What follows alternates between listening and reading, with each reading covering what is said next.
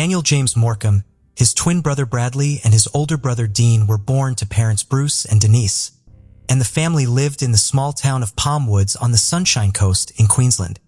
His father Bruce said one trait he always admired in his son was his generosity and his genuine care for other people.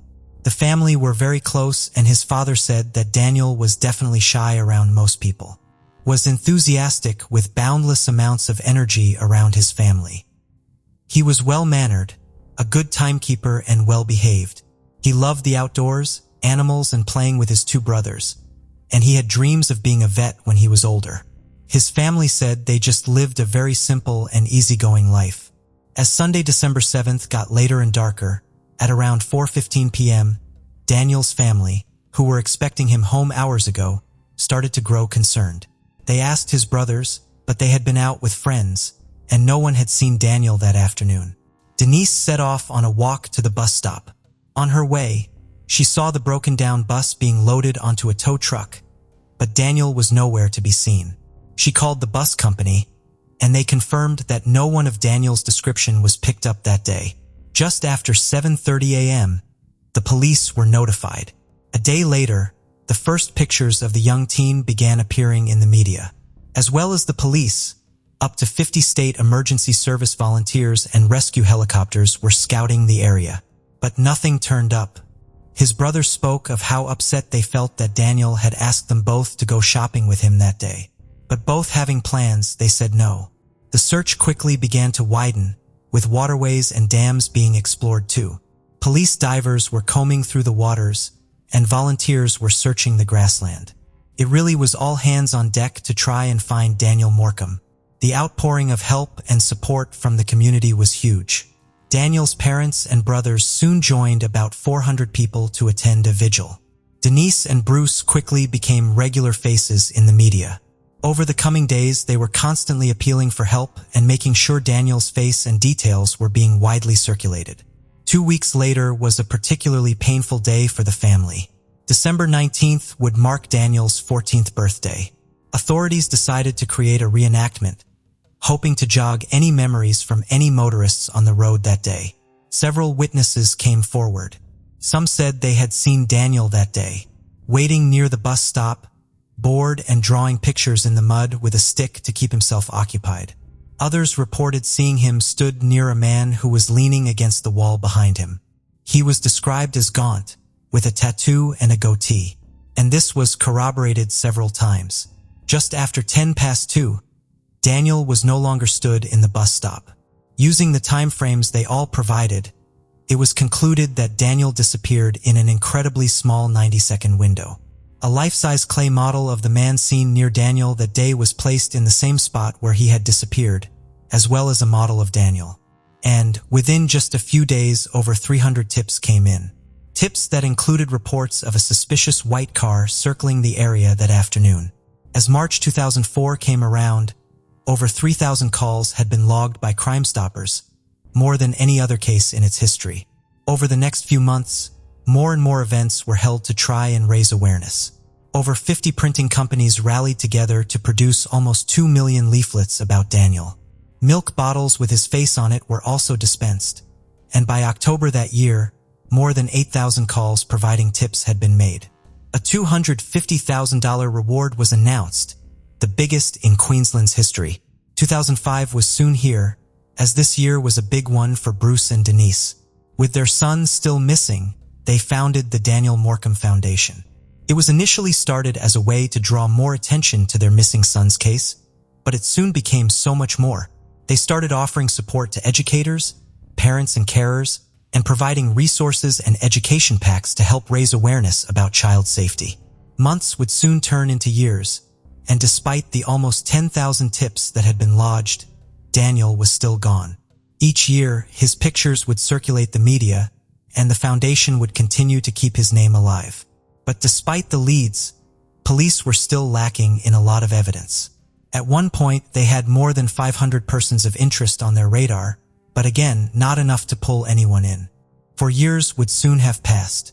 The Morcom family, who had been in the same house since Daniel's disappearance, obviously still hoping one day he might come home, made the tough choice to move. All of his belongings were just as he had left them that day, completely untouched. His parents made the difficult decision to pack up their family home and relocate elsewhere.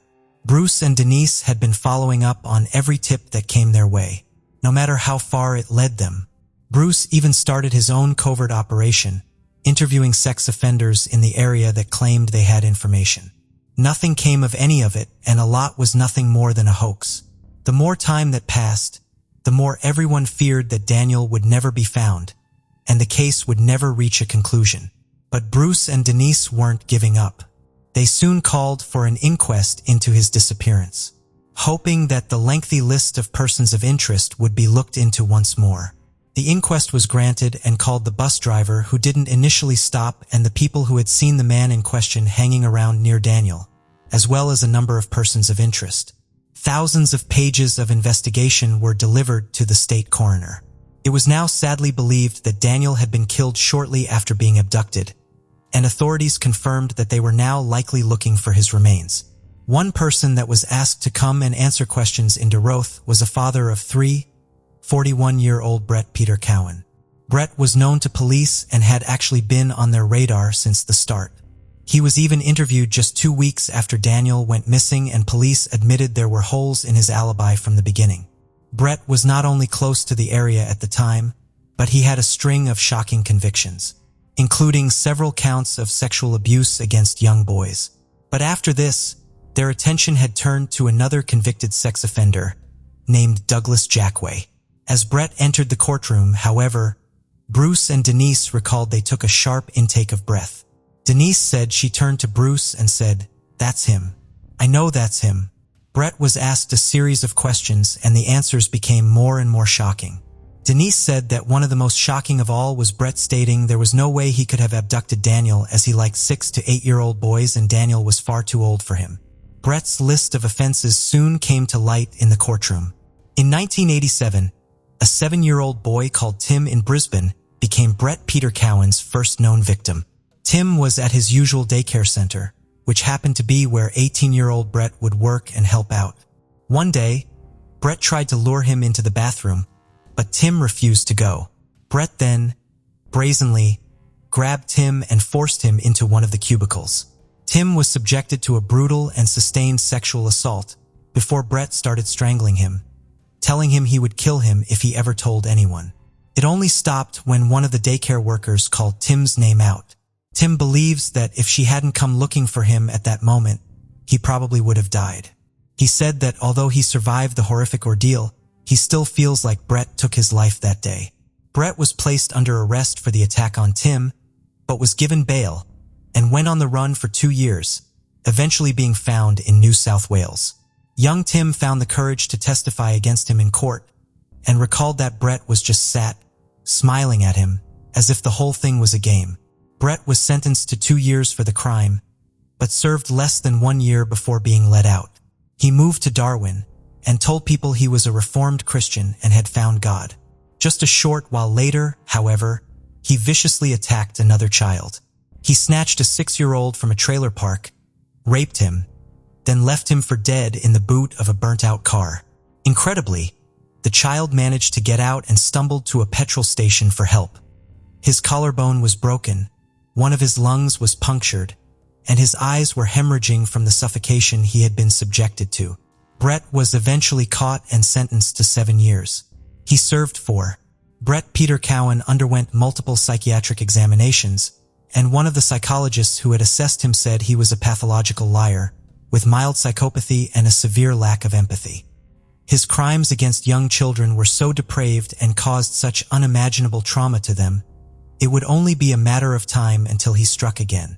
As his day in court, answering questions in regards to Daniel's case drew to a close, Brett looked at Bruce and Denise in the eyes and said, "I had nothing to do with Daniel's disappearance. Nothing at all." After witnessing Brett's answers, and armed with a new task force, the investigation into Daniel's case took a swift turn. An extensive and complex undercover investigation got underway, one that would last 4 months, with the hope of being able to prove that Brett was Daniel's abductor and likely killer. Brett's code name was P7. Authorities were using something called the Mr. Big technique, This technique involves creating a fictitious crime group and using undercover officers. The aim is to lure the suspect into the confidence of the fake criminal group. As the suspect in their mind moves further up the ranks, they eventually meet Mr. Big, the fake kingpin of the group. But this person is actually a police interrogator who will often offer them some sort of higher position in the group if they pass an interview. The hope is that during the interview, the suspect will bear all and confess to everything they've done. An undercover police officer claiming to be part of the fake gang befriended Brett as he was on a plane to Perth, and the operation was now in full swing.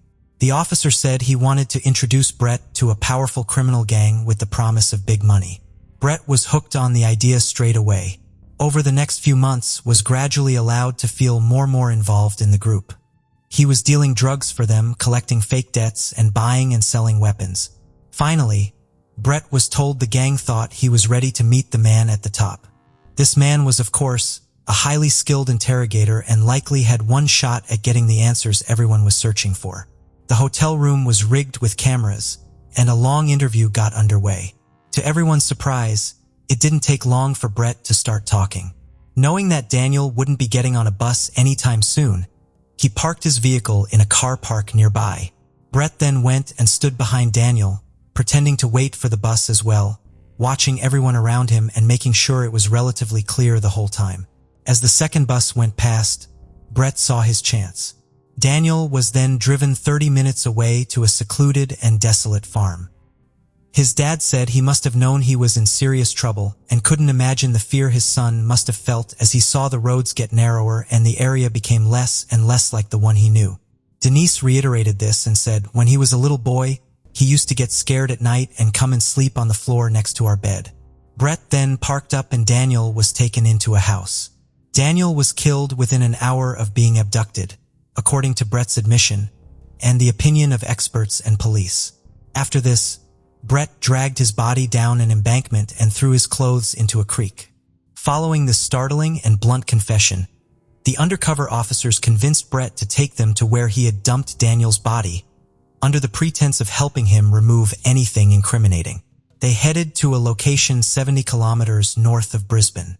With police hiding in the bushes, they waited for Brett to walk further and further into the woods. This was the moment the team had been waiting for. Officers took Brett into custody, where he was charged with murder, abduction, deprivation of liberty, indecent treatment of a child under 16, and interfering with a corpse. A week later, in the area that Brett led them to, a trainer was found. This was followed by some shorts, a belt, and some destroyed underwear. Then 3 human bones were discovered. Using DNA from Daniel's toothbrush, it was confirmed that these were the bones of Daniel Morcom. The complete search would take 3 months and 17 bones in total were found. It would take just over a year for Daniel's remains to be released to his parents, so they could finally bury him, and this came almost 9 years after he had disappeared.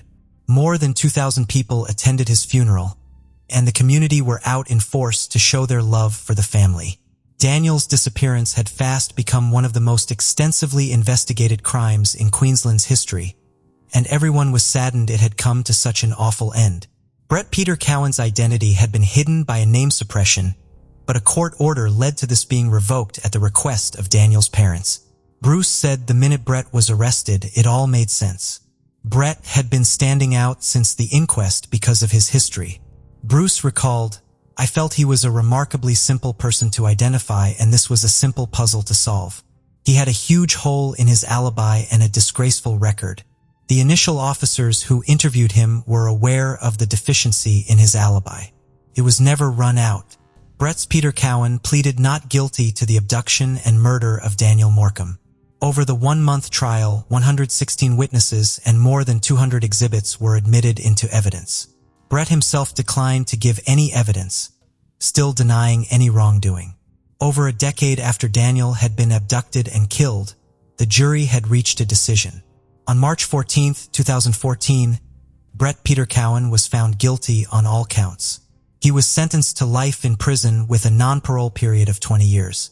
As most expected, he sat emotionless as the verdict was read out.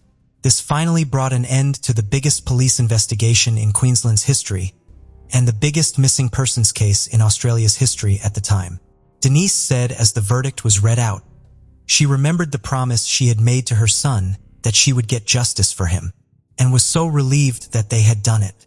She said as a family they never broke promises, and the first thing she wanted to do was pay him a visit and let him know they didn't let him down. Brett appealed his sentence, but this was flatly denied. Just the same as the public feel, Brett is loathed by his other inmates, and he has since faced several brutal attacks in prison. He remains incarcerated at Woolstone Correctional Center. One source inside said, Bruce and Denise spent almost a decade throwing themselves into campaigning and searching for answers, and Denise said that when Brett was sentenced, she finally felt like she was able to take a moment, go through Daniel's belongings and sort out everything she had been compartmentalizing for so long. The case of Daniel Morcombe changed child safety in Australia, and the determination and dedication of his parents and family inspired the nation. The work of the Daniel Morcombe Foundation has been extraordinary. Bruce and Denise want the foundation to give back to the community who had supported them from the day that Daniel went missing. The Daniel Morcombe Foundation is one of the most well-known and not-for-profit child safety organizations in all of Australia. Every year, thousands of people dress up in red to reflect the color he was last seen wearing for an annual National Day of Action for Child Safety. This is held on the last Friday in October and is known as Day for Daniel. It is Australia's largest child safety education and awareness day. Day for Daniel begins with a 4-kilometer walk, symbolizing the walk Daniel was never able to take to get home that day. Parents, carers, and educators are encouraged to start conversations with children and young people about personal safety. Schools and early learning centers conduct activities, and businesses and communities come together to raise awareness. Bruce and Denise also met with Tim, Brett's first known victim, to let him know that Brett would never hurt anyone again. Daniel's twin brother Bradley honored him at his wedding with his older brother and best man Dean, carrying photos of him so he too could be part of the big day. After this, Bradley welcomed a baby boy. His middle name is Daniel. Daniel's older brother Dean also welcomed a little girl, and she was even born on the same day that Day for Daniel was held. The family still lay a seat for him at the Christmas table every year with his photo by his chair, and his family makes sure that his name will continue to help people and never be forgotten. 76-year-old Helen Voigt lived in Erie, Pennsylvania in July 1988. She was recently widowed as her husband Herbert passed away 4 months earlier in February. Erie police were called to Helen's townhouse at 7:15 a.m. on July 23, 1988. A witness grew alarmed after seeing Helen's 1988 Buick LeSabre back out of her garage at a high rate of speed, with the driver of the car wearing a towel wrapped around his head. The witness went to check on Helen and found her body and then called police. Helen was stabbed with 2 kitchen knives and a 2-pronged fork. An autopsy determined that she had suffered more than 50 stab wounds to her hands, face, neck, chest, and back. A witness who lived next door told police that she heard muffled sounds consistent with screaming coming from Helen's townhouse at about 10:30 p.m. the previous evening. The witness also said she heard noises of furniture moving, as well as people going up and down the stairs. Investigators described the house as ransacked. Dresser drawers were pulled open and items were thrown about the townhouse. Helen was known to keep money, bonds, and personal paperwork in a briefcase at her home. But when detectives opened it, the briefcase was empty. Other items missing included credit cards, a white purse, a watch, and Helen's diamond ring that she never took off. Detectives found no sign of forced entry. They did, however, find blood on a washcloth in Helen's shower. There was also blood taken from Helen's kitchen sink. It did not belong to her, so police theorized that the suspect accidentally cut himself during the attack. On August 21, 1988, about a month after Helen's life was taken, her car was found in Dayton, Ohio. It was located in a parking garage next to a Greyhound bus station. Investigators also found that 3 days before Helen lost her life, she met with her lawyers and changed her will. She left half her estate to her daughter Bonnie. The other half was to be split between her 2 grandchildren, Bethany and Jeremy. Investigators got a search warrant to obtain samples of blood, saliva, hair, and complete handprints from Helen's family members to be compared to the blood found at the crime scene. It was submitted into the Pennsylvania State Police Crime Lab in 1990, but results were inconclusive as DNA was not advanced enough. In 2022, the DNA was again entered into the crime lab. This time, it confirmed that Helen's grandson, Jeremy Brock, was responsible. He was 21 years old back in 1988. In July of 2022, 55-year-old Jeremy C. Brock was arrested at his home in Austin, Texas. He is currently at Travis County Jail in Austin and will be taken to Erie County, Pennsylvania soon. Erie Police Chief Dan Spitzarny said at the news conference, "With the advancement of forensic technology, the Pennsylvania State Police Crime Lab in Greensboro, Pennsylvania was able to reanalyze the previously submitted evidence." In September 2019, human remains belonging to a black male were found on the roof of a building in downtown Biloxi, Mississippi, near the 800 block of Bartha Street. The building was abandoned and had been unoccupied for at least 15 years. There were no clues to the unknown person's identity, and investigators could not find a missing persons record that matched what they knew about the remains. In August 2021, the Mississippi State Medical Examiner's Office, Biloxi Police Department, and Harrison County Coroner's Office teamed with Othram Incorporated to use forensic-grade genome sequencing to help generate new leads that might identify the unknown man or his next of kin. Othram built a genealogical profile from the skeletal remains sent by the Mississippi State Medical Examiner's Office. Carla Davis, Mississippi native and genealogist, performed the genealogical research. Investigative leads were passed back to law enforcement, and an additional investigation by Biloxi investigators confirmed that the identity of the unknown man found on the roof was Gary Lee White from Jackson, Mississippi. He was born on August 29, 1952. At the time of his discovery in 2019, he would have been 67 years old. How he lost his life remains unclear, and an investigation continues into the circumstances. But for his family, it brings great relief that the what happened to him part of the case is now solved. 23-year-old Shannon Lloyd lived in Orange County, California in 1986. She was a tomboy who loved horses and had an adventurous soul. On May 21st, Shannon's body was found inside her bedroom in Garden Grove. She had been assaulted and strangled. Shannon's older brother, Tom Lloyd, had this to say at the time. Investigators collected male DNA belonging to the suspect from the crime scene. In 2003, authorities linked what happened to Shannon to the cold case of Renee Cuevas. 27-year-old Renee's body was found on a road near El Toro Marine Base in Irvine, California in 1989. When investigators entered the suspect's DNA profile in Shannon's case into the combined DNA index system, they noticed that the same man was responsible for taking the lives of both Shannon and Renee. Unfortunately, his identity could not be determined. In 2021, the Orange County District Attorney's investigative genetic genealogy team identified a Las Vegas man named Reuben J. Smith as a possible suspect. Smith lived in Orange County in the 1980s. He was forced to give his DNA in 1998 after being arrested in Las Vegas for assault and attempting to take a life of a woman. In July of 2022, it was confirmed that the DNA evidence from his arrest matched the DNA found at the crime scene of both Shannon and Renee. Orange County District Attorney Todd Spitzer said, "Because of the advent of science, there is no case that's cold anymore. Every case is potentially solvable. Justice does not have an expiration date. Whether a crime happened 40 years ago or 4 minutes ago, the residents of Orange County can have confidence that the law enforcement in this county will not rest until justice is served."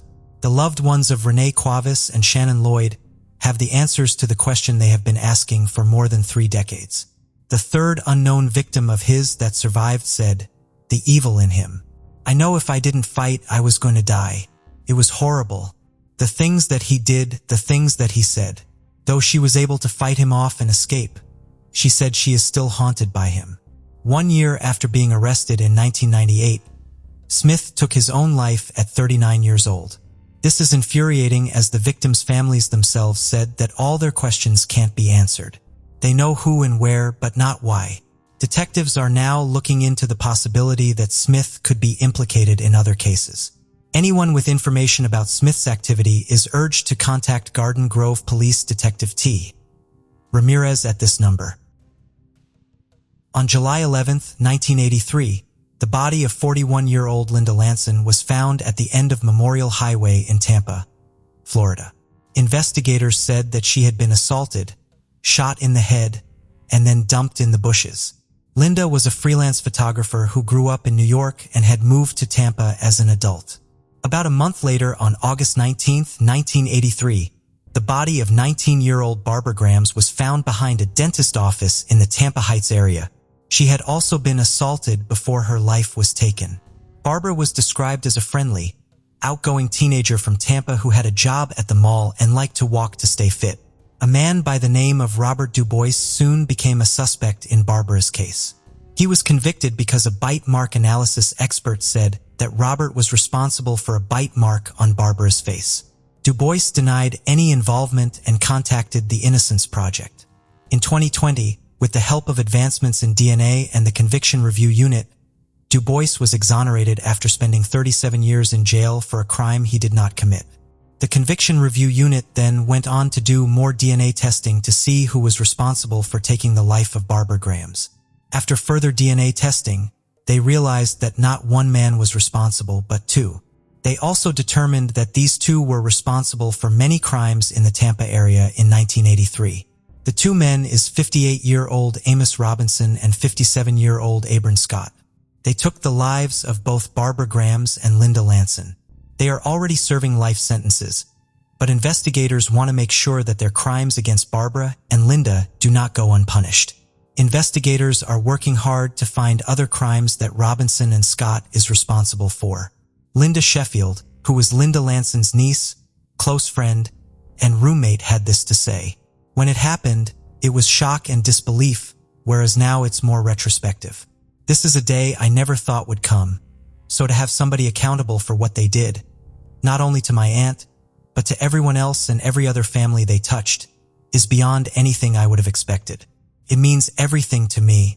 State Attorney Andrew Warren, who announced the two indictments in August 2022, said, "When we created the Conviction Review Unit, it was the first in Tampa Bay and one of the first in Florida. The CRU reviews plausible claims of innocence. It's there to safeguard against wrongful convictions. As we see today, in the rare case when the wrong person is convicted, the actual criminals get away with the crime. But for those victims, that stops now. This shows the power of a Conviction Review Unit to right wrongs, uncover the truth, and deliver justice for victims, even after almost 40 years."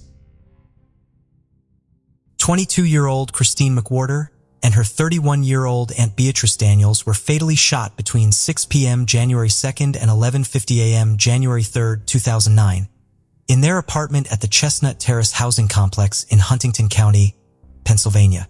The women were both shot in the head. Christine's 4-month-old daughter and 4-year-old son were left behind in the apartment. Neighbors discovered the women's bodies after the 4-year-old son asked them for help. Droplets of blood were taken into evidence from the crime scene by investigators. The initial DNA report concluded blood collected from the stairs and interior doors of the apartment were all deposited from an unidentified male. Over the years, as DNA advanced, a DNA profile of the suspect could be created using the droplets. On March 14, 2016, Trooper David Clemens submitted the DNA profile to DNA Solutions. They then forwarded it to Parabon Nanolabs based in Reston, Virginia. Parabon Nanolabs used the DNA to create an image of what the suspect might look like. It showed a black male with brown to black hair, medium to light complexion, and green or hazel eyes. On July 12, 2018, Trooper Dana Martini contacted Tom Shaw, a certified forensic artist and employee for Parabon Nanolabs. He was asked to conduct a genetic genealogy analysis of the DNA recovered at the crime scene. On October 9, 2018, Parabon provided a report on the genetic genealogy of the DNA and identified Mariko Johnson as a potential match. Johnson's appearance also matched with the image of the suspect they had created. Investigators found that Christine was acquainted with Johnson's then-girlfriend, Cynthia Swan. Investigators interviewed Johnson for the first time at his home on December 12, 2019. Johnson admitted that he knew Christine and Beatrice because of Cynthia, but denied ever setting foot in Christine's home. Johnson provided investigators with a DNA sample via a swab of his mouth. The sample was then sent off for analysis by the State Police Lab in Harrisburg on December 19, 2019. On January 3, 2020, the lab reported that Johnson's DNA matched blood evidence found on the stairs and interior doors of the crime scene. Investigators then compared Johnson's time card to the estimated time that Christine and Beatrice's lives were taken.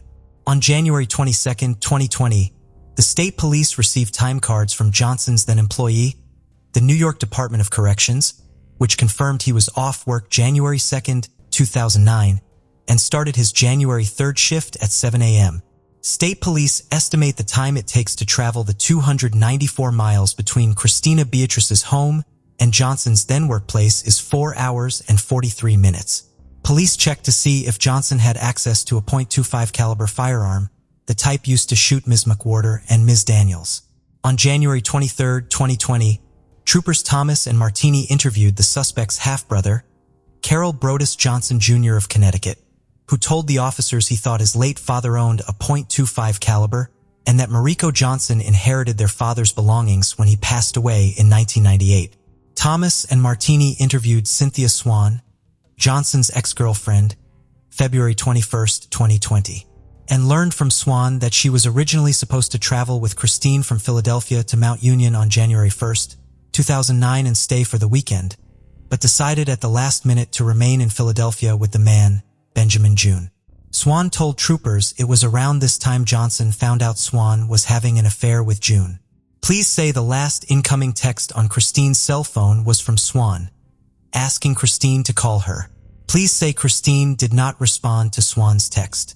On July 28, 2020, Thomas and Martini spoke with Robert Sean Spade, the father of Christine's oldest child. Spade told the troopers he visited Christine, Beatrice, and the children the evening of January 2, 2009.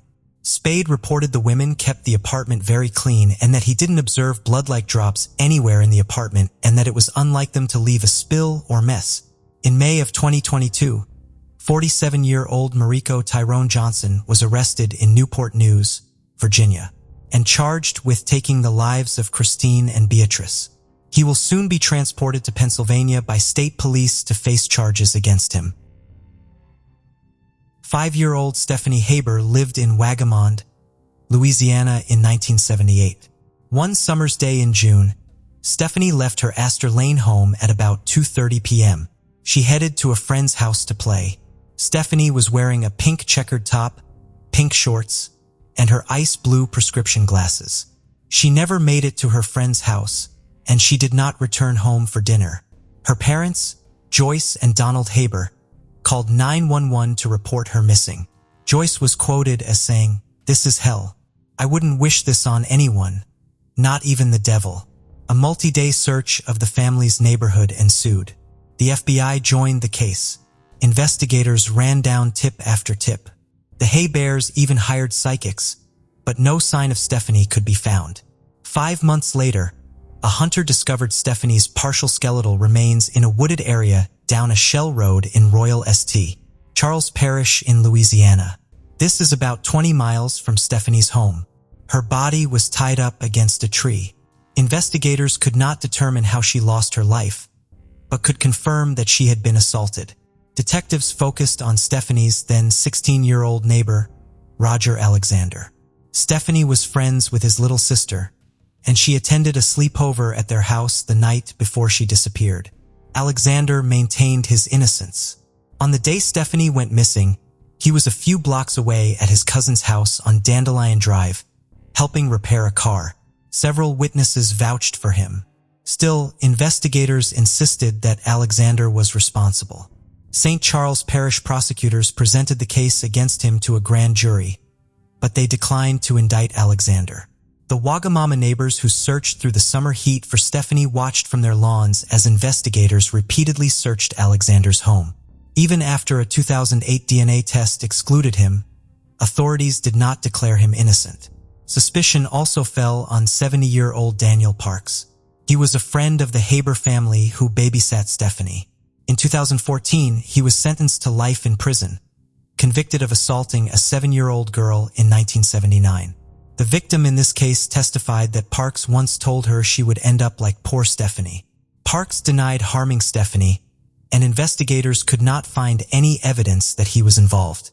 In 2003, Stephanie's mother Joyce contacted a man named Michael, who is the chief of the District Attorney's Victims and Witness Assistant Division. Michael recalls that Joyce said to him when they first met, "She kept saying, her case is just sitting there. Please do something. All I know is my child was tied to a tree and left for animals to get her." Michael met with prosecutors and detectives seeking new ways to identify the person responsible. In 2012, a distraught Jay Franklin reached out to Michael and said that he knows who took Stephanie's life. Jason said that his father, Jason Franklin Sr., was responsible. Jason was a U.S. Army veteran. He married Joyce Vanette in 1970 in New Orleans and worked as an electrician's helper. The couple bought a home on Astor Lane, about 5 houses from Stephanie's home. Jason was a serial predator who targeted children. In 1966, he was convicted of attempted assault on a young girl. Jason targeted children who didn't tell, because they had been threatened or were too horrified by what had happened. Other times, they weren't believed. Jay Franklin reached out to Michael because his wife Michelle Franklin had convinced him he'd never know peace until he spoke up. Since childhood, he had bounced between homes, abused and traumatized by what he had been through. He was mentally damaged, Michelle Franklin said. He didn't know what love was until he got with me. Over the next 9 years, Jay Franklin revealed physical abuse he had suffered at Jason Franklin Sr.'s hands and how it links to Stephanie's case. Jay said that his father beat him and assaulted him between the ages of 2 and 6. Jason Franklin Sr. also used his son to lure other victims, usually young girls, to their home under the pretense of a playdate. Young Jay Franklin was sometimes forced to take part. Jay then told investigators one of those girls was Stephanie Hebert. According to him, it was his mother Joyce Vanette who abducted Stephanie and brought her to Jason Franklin Sr. Since both Jay and Stephanie's mothers are called Joyce, I'll refer to Jay's mother as Vanette to prevent any confusion. Jay said that when he was 6 years old, Vanette had him coax Stephanie into their car. Vanette then drove the children to a house in Lowling, Louisiana, where Jason Franklin Sr. was waiting. At some point, he put Stephanie into a car and told Vanette to follow. They then drove to a wooded area where Stephanie's body would later be found.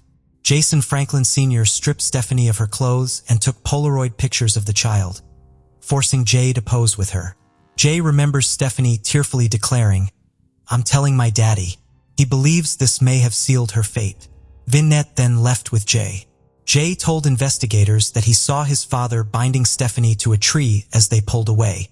When confronted by detectives, Joyce Vanette denied any involvement and called her son a liar.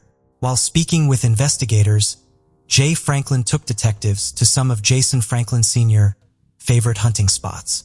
They eventually ended up in a rural area of St. Charles Parish. Without realizing it, he directed them to the scene where Stephanie was found. Despite Jay Franklin's testimony, it still took authorities years to prepare the case. They had to determine what evidence was admissible, what charges he'd be eligible for, and definitely rule out the other suspects. Jay Franklin's credibility was bolstered by the statements of another victim who came forward. It was a 51-year-old woman whose story of childhood assault matched the version of events he told. She had never before disclosed the assaults. In 2018, 76-year-old Jason Franklin Sr. was arrested in connection to Stephanie's case. Her parents, Donald and Joyce, lived long enough to see him arrested. Both of them passed away in 2020. Unfortunately, the case never made it to trial.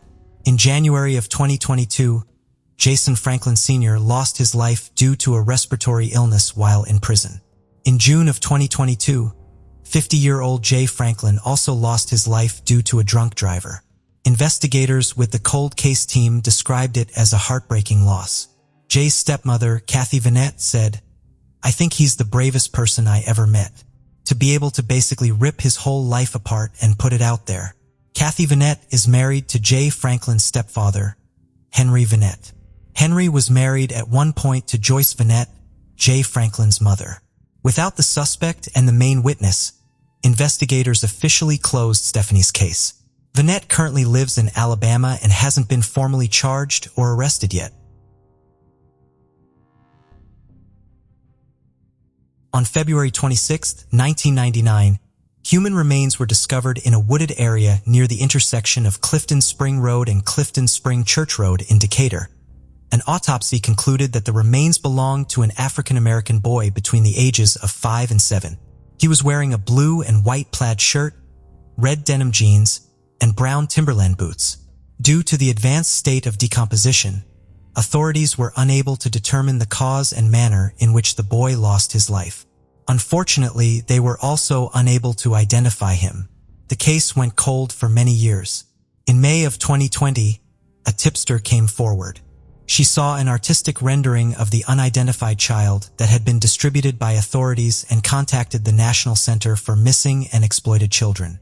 She told investigators about a woman she knew by the name of Teresa and Bailey Black. Black was living in Charlotte, North Carolina with her 6-year-old son, William Deshaun Hamilton. In December of 1998, without notice, she withdrew William from school and then moved to Atlanta, Georgia. Black later returned to Charlotte the following year, but without William. According to detectives, she gave conflicting accounts at the time regarding her son's whereabouts. The tipster believed that the boy found in Georgia was William because they looked similar.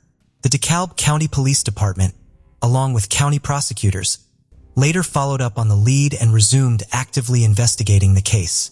Early in 2022, DNA linked Black to the child's remains. She was arrested in Phoenix, Arizona on June 29, 2022. She is currently waiting to be taken to Georgia. Authorities have not specified how William's life was taken or a possible motive. Angeline Hartman, who is the Director of Communications at the National Center for Missing and Exploited Children, said, "She made phone calls, scoured the internet, and talked to anyone who would listen. We're grateful she never stopped until she found that rendering of William online and gave investigators the missing piece to help solve the 23-year-old mystery." William was a bright and artistic 6-year-old who possessed a keen sense of humor, according to those who knew him. Investigators are now seeking the public's assistance to help piece together a more concrete timeline of Black and William's movements. Authorities say Black worked at a now-defunct Atlanta strip club known as Pleasers and may have been getting assistance from the Atlanta Day Shelter for Women and Children for a brief period. Today, we will explore the case of a young girl who disembarked from her school bus only a short distance away from her home, but mysteriously vanished without leaving a trace. As the authorities initiated their investigation, they stumbled upon unsettling clues and encountered numerous unforeseen turns of events. The quest for answers extended over several years until detectives ultimately unraveled the truth behind her disappearance. Angie Hausman was born on February 18th, 1984 in St. Louis, Missouri.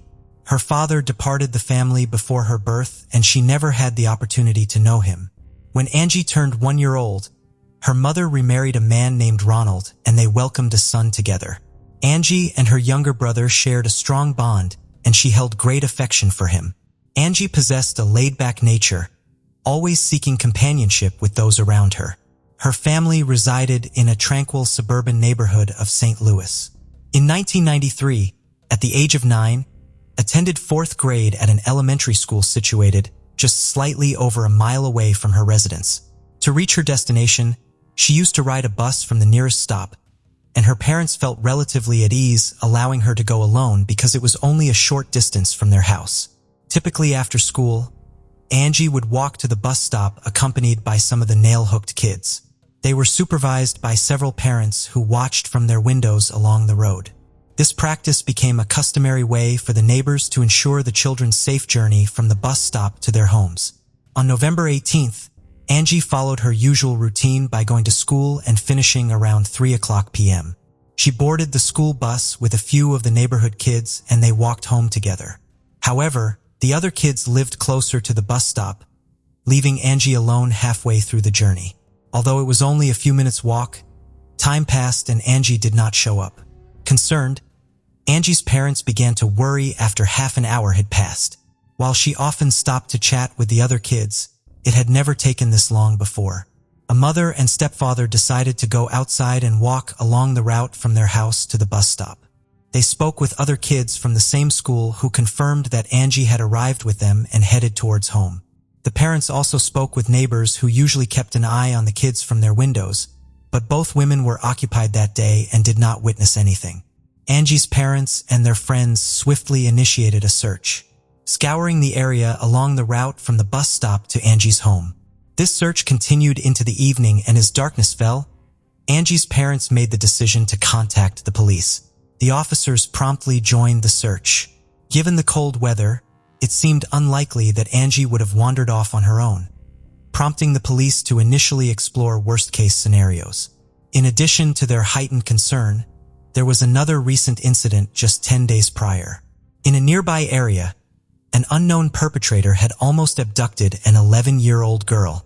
He approached her as she disembarked from the school bus and tried to pull her into the bushes, but she managed to escape. Since the assailant was still at large, the police considered the possibility of his involvement in Angie's disappearance. Canine units were called in, and the dogs picked up Angie's scent near the bus stop.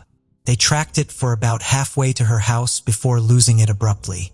This suggested that Angie may have entered a vehicle at that point, further indicating a potential abduction. The police also deployed helicopters with thermal sensors and searched the banks of a small stream near Angie's home, but they found neither the girl nor her belongings. Unfortunately, the initial day of searching yielded no results. By morning, the police turned to the media, and information about Angie's disappearance quickly spread throughout the city. Within just one day, the police department received over 300 calls. To handle this influx of leads, they had to involve more than 20 new officers. However, despite all these leads, they were unable to locate the girl. Detectives explored all possible scenarios and from the early days began scrutinizing Angie's stepfather. The man maintained his innocence and insisted he would never harm her. He willingly agreed to a polygraph test and any other checks to prove his innocence and redirect the police's focus towards finding Angie. Investigators also located Angie's biological father, and during their investigation, they discovered something peculiar. The man had never interacted with his daughter, but according to her mother, he had driven past their house multiple times, observing Angie playing outside. Detectives found this behavior suspicious, but the man had a solid alibi. On the third day, the FBI joined the case, and the police department allocated even more officers to it. They all understood that something terrible must have occurred to Angie. She simply couldn't have survived the harsh conditions of the streets during such frigid weather. At a certain point, the police received a tip regarding a potential suspect.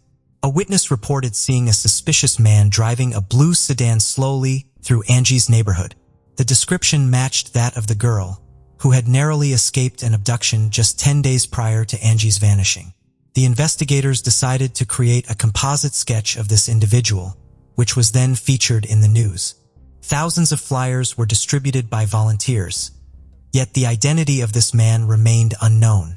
Eventually, Angie's disappearance gained national attention and made its way onto television, resulting in an influx of leads. The police diligently examined each one, but unfortunately, none of them brought them any closer to finding Angie. Due to the heightened public interest in the case, psychics quickly became involved, reaching out to Angie's family and sharing their alleged visions.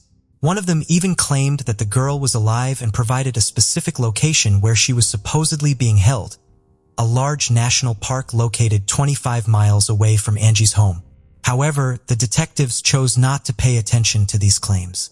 In an effort to gather more information, a reward of $10,000 was offered for any details about Angie's whereabouts, leading to an increase in tips. During the investigation, the detective stumbled upon a rather disturbing fact. A few days prior to her disappearance, Angie had mentioned to her teacher that she was planning to go on a nature trip with her uncle. The peculiar part was that Angie had no actual uncle, and her parents were unaware of what she meant by that statement. The investigators considered the possibility that Angie may have known her abductor prior to the incident and referred to him as her uncle during her conversation with the teacher. However, they were unable to find any information about this mysterious man. In the following days, the detectives made no significant progress, but everything changed on November 27th, 9 days after Angie's disappearance, when a hunter contacted the police. He had arrived at the national park and discovered a human body in the woods. Upon reaching the location, the police were confronted with a horrifying scene. The lifeless body of a young girl was discovered, bound to a tree with no clothing, her head completely covered in tape except for her nose. Additionally, her hands were restrained with handcuffs. In close proximity to the scene, a bag containing personal items, including notebooks with the girl's name, was found, leading the police to identify the victim as Angie. The body was then handed over to medical examiners, who uncovered even more disturbing details. Upon removing the tape from her head, experts discovered a piece of underwear in her mouth. Furthermore, it was determined that Angie had tragically passed away just a few hours prior to the discovery, indicating that she had been held captive for a horrifying 9 days, before being brought to this location, where she ultimately succumbed to the freezing temperatures. Forensic analysts meticulously examined all the items recovered from the crime scene, managing to find a fingerprint on the tape used to wrap Angie's head.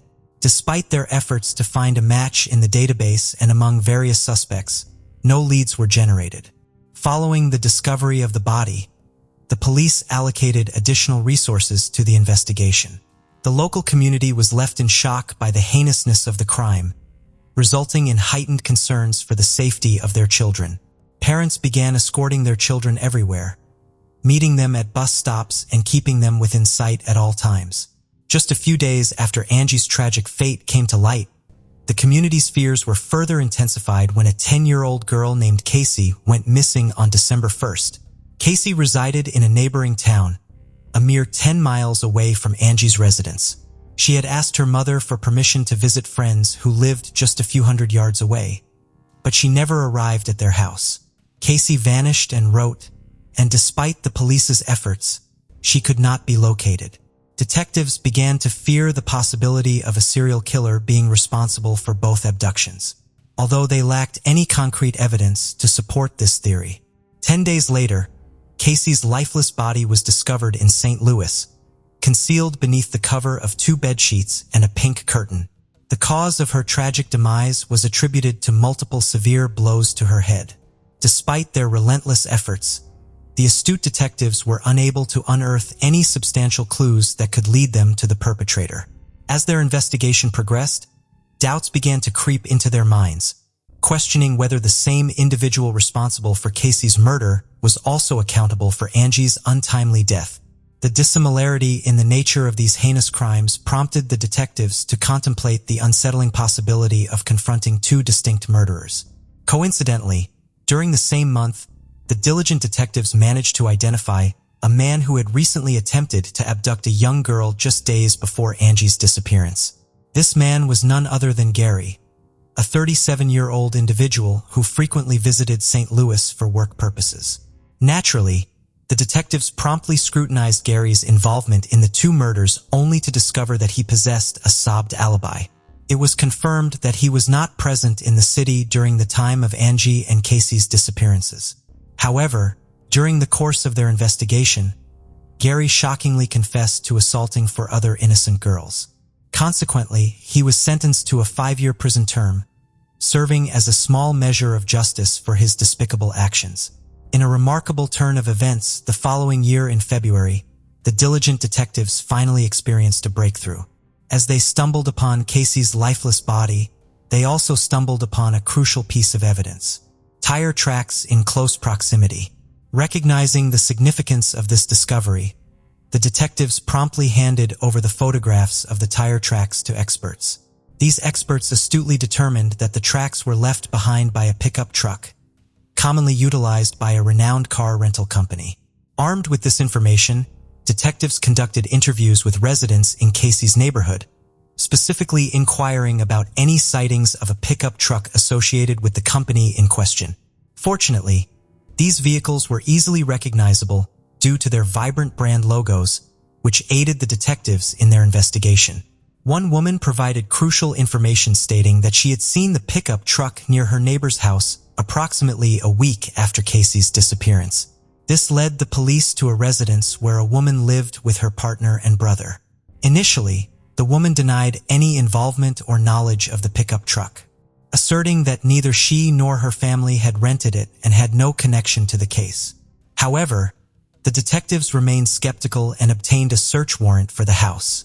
During the search, they discovered traces of Casey's blood in the basement, along with the murder weapon.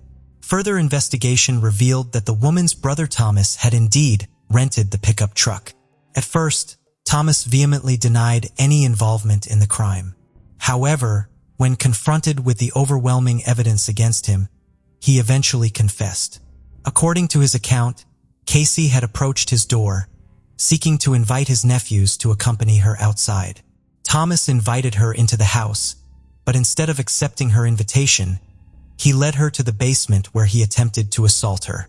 When she screamed, he struck her with a heavy object and concealed the body with bedsheets. Following the murder, Thomas went to work, and upon his return his sister informed him that she had seen the body in the basement. Shockingly, she expressed her desire to dispose of the body as quickly as possible without knowing the details of what had occurred. Due to ongoing searches and Thomas's fear of being discovered, Casey's body remained in the basement for an entire week. Eventually, Thomas rented the pickup truck and transported the body to St. Louis, where he left it. Thomas was ultimately sentenced to death for his heinous crime, but he passed away in prison several years later due to illnesses. In relation to Angie's case, he denied any involvement, leading the detectives to conclude that these two crimes were unrelated. Unfortunately, the investigation faced numerous obstacles, and for several months, fewer and fewer leads were coming in, causing a standstill in the case. Several years after Angie's murder, detectives encountered a new obstacle: the expiration of the monetary reward for information. This raised concerns about a decline in public assistance. However, in 2001, a generous businessman from the community stepped forward and donated $250,000 as a reward for information on Angie's case. This substantial amount of money, one of the largest at the time, resulted in a flood of tips for the police. Unfortunately, all of these leads turned out to be dead ends. This pattern continued until 2001, when detectives received an unexpected call from a prison inmate named Corey Fox. Fox confessed to over 10 murders, including Angie Houseman's. Detectives wasted no time and immediately rushed to speak with him. Fox recounted the horrifying details of how he and his friend abducted Angie from the street and kept her captive in his house for several days. Initially, their plan was to demand a ransom, but concerns about potential identification led them to choose murder instead. To the surprise of the detectives, Fox provided numerous accurate details, such as tying her to a tree and even specifying that his accomplice used her underwear as a gag. However, discrepancies arose when questioned about the manner in which they restrained her hands. Fox claimed they utilized plastic handcuffs, while in reality they employed iron ones. Detectives also uncovered evidence that Fox could not have committed certain murders to which he had confessed. As a result, the police concluded that he likely fabricated portions of his confession, potentially drawing information from extensive news coverage on Angie Houseman's case. In the summer of 2002, another incident reignited attention on Angie's case. In a different area of St. Louis, an unidentified individual abducted a 6-year-old girl from her residence and tragically ended her life. Initially, the police considered the possibility of a connection to Angie's case, but it turned out to be unrelated. The perpetrator was apprehended just a few hours later, and shockingly, it was a neighbor who confessed during the interrogation. Several more years passed until 2007, when the detectives made the decision to revisit the case. Upon reviewing the documents, they noticed a peculiar detail. Shortly after the discovery of Angie's body, the police observed a parked car nearby with an individual named Roger Martin inside. When questioned about his presence, Roger claimed he had come to the area for hunting. However, a brief inspection of his vehicle by the police officer revealed the absence of any hunting equipment. This prompted the new detective team to scrutinize Roger further, leading them to discover his criminal record for offenses against children. Furthermore, he had assaulted one of his victims near the location where Angie's body was found. Astonishingly, all of these crimes had occurred prior to Angie's death, and this information was already in the database. However, during that time, the police had failed to thoroughly investigate Roger, prompting the new detective team to start from scratch. Roger was summoned for questioning, during which he vehemently denied any involvement in Angie's murder, insisting that his presence near the location was purely coincidental. He added that he was still at work when the girl was left there. Although the police were unable to confirm his alibi, despite a grueling 9-hour interrogation, the detectives were unable to reach any definitive conclusions. Rocha's fingerprints were compared to the ones found on the tape from the victim's head, but experts determined that they did not match. As a result, Rocha was released. Although the police did not rule him out as a suspect, they lacked substantial evidence to hold him. The case remained stagnant until 2018, when the St. Louis Police Department established a dedicated task force. The new detectives aimed to reevaluate all existing evidence, hoping that advancements in technology since 1993 would uncover new leads. The detectives focused on 3 crucial pieces of evidence: the handcuffs taped from Angie's head and the underwear used to silence her. Despite numerous attempts since 1993, experts struggled to find the perpetrators on these items. Undeterred, the detectives decided to re-examine them using modern technology. Initially, they faced challenges in finding DNA on the handcuffs due to the extensive presence of the victim's blood. They then encountered another issue when they discovered that the tape had disintegrated over the years. Finally, they examined the underwear. Although they had little hope of finding foreign DNA since it had been in the victim's mouth for several hours. Nonetheless, they pursued it as a last resort. Utilizing cutting-edge technology, a thorough examination of the underwear was conducted, leaving no detail unnoticed. Eventually, a significant breakthrough occurred when a small sample of unfamiliar DNA was discovered, providing enough material for analysis. Esteemed experts promptly confirmed that the DNA belonged to a male individual and expeditiously uploaded it to the FBI database. Typically, in such instances, it is quite common not to find any matches, necessitating further efforts to identify the person involved. However, luck was on the detective side this time. Almost immediately after the DNA sample was uploaded, a complete match was found. Astonishingly, the DNA belonged to a 58-year-old man named Earl Cox, who had been incarcerated since 2003. Surprisingly, Cox had never previously come to the attention of the police in relation to Angie's case, but his criminal history was extensive. Earl's initial encounter with the law occurred during his military service in 1982 while stationed in Germany. Subsequently, he held a part-time job as a babysitter until 4 girls reported that he had sexually assaulted them, was sentenced to 8 years in prison in the United States, and was subsequently discharged from the Army. However, he was released early after serving only 3 years and relocated to St. Louis. 4 years later, Earl was arrested once again when 2 7-year-old girls accused him of sexual assault. Although the charges were eventually dropped due to insufficient evidence, his arrest violated the terms of his parole, resulting in an additional year of imprisonment. Following his release in 1992, he resettled in St. Louis, where his relatives resided. Unfortunately, a year later, he seemingly abducted and murdered Angie. In 2002, Earl faced yet another arrest for operating a major anonymous internet platform, where predators shared explicit materials involving child abuse. The FBI had been conducting an investigation on him for some time, and Earl fell into their trap when an undercover agent posing as a 14-year-old girl made contact with him. Earl's initial plan to make someone his slave took a dark turn when he encountered armed FBI agents instead of the intended girl. This unexpected encounter led to his arrest. During the investigation, authorities discovered disturbing evidence on Earl's computer, including 45,000 photos of child abuse, revealing his involvement as the mastermind behind a perverse platform.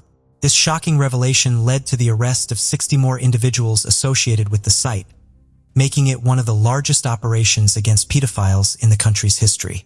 In 2003, Earl was sentenced to 10 years in prison for his crimes. However, when his term ended, a judge invoked a legal loophole that allowed the detention of individuals deemed a serious threat to children, refusing to release him. Consequently, Earl remained behind bars. In 2019, a breakthrough occurred when his DNA matched the sample from Angie Hausman's case. Detectives visited Earl in prison to question him about the crime, but he denied any involvement and promptly requested a lawyer. Realizing that Earl's chances of winning the case in court were slim due to the presence of his DNA, the police decided to take a different approach. They contacted Earl's lawyer and informed them that they would seek the death penalty for Angie's murder. However, they offered a deal. If Earl confessed to the crime, the prosecution would abandon the death penalty and instead pursue a life sentence. Seemingly aware of the high probability of losing the case, reluctantly agreed to the proposed deal. The detectives then escorted him back to the prison, where he proceeded to recount his version of events. It is important to highlight that certain aspects of his narrative appeared highly implausible, but what truly mattered to the investigators was his admission of guilt for the murder. Earl asserted that on November 18, 1993, he found himself driving through the vicinity where his mother and sister resided. Unfortunately, his car unexpectedly broke down in the middle of the road. As he attempted to diagnose the issue, a school bus arrived and a group of children disembarked. While most of them headed towards their respective homes, one young girl named Angie remained behind. According to Earl, he engaged in a brief conversation with her during which he couldn't help but notice her shivering from the cold. He extended an invitation for her to join him in his vehicle, and according to his account, she acquiesced. Subsequently, he took Angie to Burv King, provided her with sustenance, and transported her to his residence, where he subjected her to sexual assault over a span of several days. After some time had passed, he made the decision to dispose of Angie. He transported her to the location where her lifeless body would later be discovered, securing her to a tree. Allegedly, she was still alive at that particular moment. Detectives harbored doubts regarding the veracity of certain aspects of this narrative. It was evident that Angie would not have willingly accompanied a stranger, especially considering the short distance she had to traverse to reach her home. Investigators also raised concerns about the car malfunction mentioned in Earl's account. He asserted that the vehicle had stalled, yet it miraculously restarted as soon as Angie approached. It seemed far more plausible that the perpetrator had noticed Angie and promptly decided to abduct her. He could have enticed her into the car through deceitful means or even threats. This version appeared much more credible than Earl's. Nonetheless, detectives managed to obtain the crucial evidence they needed: a confession to the murder. In August 2020, he stood before a judge who sentenced him to life imprisonment without the possibility of parole. Regressively, Angie's mother did not live to witness this pivotal moment, as she succumbed to cancer in 2016. Her husband, Ronald, expressed to the press that Earl should have been held accountable for 2 murders, as he believed Earl was responsible for his wife's demise. After losing her daughter, Angie's mother lost all zest for life and essentially perished. Earl's story did not conclude with the verdict. The prosecutor sought to re-examine a case involving sexual abuse of 2 7-year-old girls, for which the perpetrator faced no repercussions, serving only a year in prison for violating parole. Law enforcement reached out to one of his victims, now an adult, requesting her testimony against Earl. The man, who had already been condemned to spend the remainder of his life incarcerated, confessed to his wrongdoing and received an extra 10-year imprisonment term. Following the pronouncement of the sentence, the victim addressed the court. She conveyed that despite Earl's atrocious crime, she would pursue a joyful and satisfying life while he rightfully withers away in prison. Within the home of her foster parents, a 14-year-old girl vanished without explanation. It was determined that the case was run away. The investigation was essentially shut down for 30 years at the outset because the investigating authorities failed to give the incident's circumstances and the events leading up to the escape enough consideration. The victim's relatives' perseverance and the volunteers' concern ultimately resulted in the mystery surrounding her strange disappearance being solved. In collaboration with forensic specialists, skilled investigators were able to piece together the complete story and reveal the shocking and unanticipated truth that took everyone by surprise.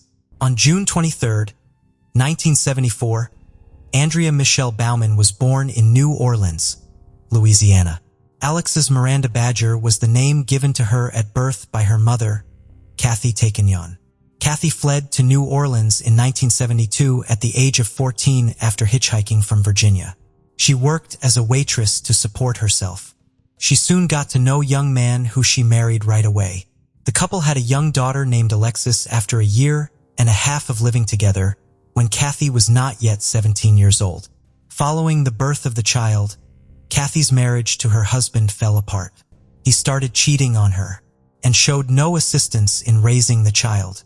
Kathy, who was only 17 years old at the time, made the decision to return with her daughter to Virginia, the state where her mother resided. However, upon her arrival in Virginia, she discovered that her mother was fighting cancer and did not want to keep the child. Due to her challenging financial circumstances, Kathy had to place a 9-month-old daughter in foster care after giving her up for adoption. And shortly after, at the age of 21 months, Alexis was taken in by a Michigan-based Bowman couple and given the name Andrea. Foster care was not an ideal place for Andrea to live. Her adoptive father, Dennis Bowman, was arrested by police for assaulting a 19-year-old woman who was riding her bicycle along the road just a few years after her adoption in Ottawa County, Michigan in 1980. He assaulted her and threatened to shoot her before dragging her into the woods to be sexually assaulted. A passing car momentarily diverted the attacker's focus, allowing the woman to somehow escape and make a hell call. Guinness was accused of the crime in 1981 and the court sentenced him to 10 years in prison. However, in 1986, he was allowed to leave prison early, having completed only half of his allotted term. Andrea had been living with her foster mother Brenda Bauman since she was 12 years old. In spite of Dennis' extremely serious criminal history, the parole officer permitted him to live with his foster daughter. Brenda and Dennis had a daughter Vanessa in 1987, and the girl's relationship with her foster father deteriorated significantly after that. Andrea Bauman told her middle school staff at the end of 1988 that she was scared to go home. They then informed the police, who spoke with the girl in an interview. She stated in the interview that she had endured physical abuse, harassment, and frequent corporal punishment at the hands of her adoptive father. A social worker gave Andrea back to the family in spite of this. Dennis and Brenda refuted all of these allegations, claiming that the girl was intentionally attempting to harm her adoptive parents, as a result of her recent realization that she had been adopted as a baby. The Bowmans relocated to a mobile home in a remote area of Allegan County not long after this incident. Andrea Bowman was last observed in this location. The family filed a missing persons report on March 11, 1989. Dennis Bowman stated that he discovered his oldest daughter was missing when he got home from work in the evening. A $100 bill from a shelf next to the front door, as well as a few of her possessions, were gone. He claimed that the girl was a challenging adolescent who frequently got into arguments with her adoptive parents, ran away to stay the night with friends, and more. Dennis and Brenda Bauman called all of the neighbors later that evening, but nobody had seen the girl that day. Few neighbors have any doubts about the official account of the runaway. The family was the subject of several rumors that surfaced over time. For instance, Andrea's wrist showed evidence of cuts when she was in middle school. While some kids talked among themselves about an attempted suicide, others claimed that Andrea had cut herself while attempting to break out of her room where her parents had locked her. Rumors circulated that their adopted daughter was being physically abused by Dennis and Brenda, which caused her to flee the family. The girl was reported missing by the police, who then turned the case over to the juvenile department. Brenda stated that she got calls from various stores in the months after Andrea vanished, saying that people had seen her daughter alive. Investigators looked into each of these claims, but they were all unconfirmed. The missing girl's case received a lot of media attention. Her pictures were published in newspapers and put on display in city streets. But the investigation came to a standstill for a number of years without producing any results. As part of a social project, the American alternative rock group Soul Asylum released a music video for Runaway Train in 1993. Pictures and names of America's missing children were displayed in the video. The video gained a lot of popularity and multiple airings on popular music channels were made. Andrea's picture was included in the version aired in Michigan, but no fresh information about the investigation surfaced despite the popularity of the version. The case's impasse was not broken until 2010 by a passionate amateur named Carl William Kopelman. Kopelman spent his leisure time researching well-known unresolved cases by cross-referencing data and gathering information from the internet. Carl Kopelman discovered a similarity between the missing Andrea Baumann and an unidentified girl who was discovered dead in a cornfield in Racine County, Wisconsin in 1999, while looking through material that was made available to the public. The girls were the same age and had similar physical features. In 1999, Andrea would have been 25 years old, the same age as the unidentified Racine girl. Besides, Andrea's former home was not far from Racine. Carl Kopelman provided this information to investigators who were persuaded enough to launch an inquiry. The police needed to test someone in Andrea's family's DNA to find out if the body of the unidentified girl belonged to her. This task proved difficult, though, because Andrea was adopted and the police at the time did not know anything about her biological family. Kopelman kept looking up information about the Bowmans online while the police looked for the girl's relatives. He once stumbled upon Andrea Bowman's social media profile. Carl sent a message and got a response a few hours later because it was a paid resource proving the legitimacy of the profile. Kathy Takanian, Andrea Bowman's biological mother, handled the profile. It turns out, many years ago, Kathy started looking for information about her daughter, but she was unable to find anything. When she gave up her daughter for adoption, the child welfare authorities promised her that she would be able to reunite with her child when she turned 18. But this never happened. A social worker in Norfolk, Virginia, wrote to Kathy in 2012 requesting that she send in her DNA so that it could be compared to that of an unidentified girl who lived in Racine County. After the daughter vanished from the home of her adoptive parents in 1989, the police thought that this might be her daughter. After comparing birth dates and looking through lists of missing persons, Kathy's husband recognized the girl as Andrea. Kathy had been hoping to get back in touch with her daughter during this time, but instead she found out that the child she had placed for adoption back in the 1970s had vanished. Interestingly, had seen the Soul Asylum's music video for Runaway Train, which included a picture of Andrea, but she was unaware that one of the faces was that of her own daughter. After a lengthy wait, Kathy's DNA test results in 2013 showed that she was unrelated to the unidentified girl discovered in Racine County. Later, it was established by DNA analysis that Peggy Johnson was the owner of the body. Kathy took an active part in the search for Andrea after that. She set up a website, gave out t-shirts and flyers, and even promised a $25,000 reward for any information leading to the girl's whereabouts. Most importantly, Kathy tried to find out any official information about the girl's disappearance by contacting a retired Michigan detective who had been part of the investigation. Kathy was told by the detective to focus on the Bowman family members. When Kathy Takanian looked for information that was available to the public, she was startled to learn that Dennis Bowman, the family's head, had several convictions. In 1998, he was arrested for breaking into a colleague's house with the intention of stealing items, including women's underwear, in addition to the 1980 case of assaulting a young woman in the woods. He received a 1-year prison sentence and restitution.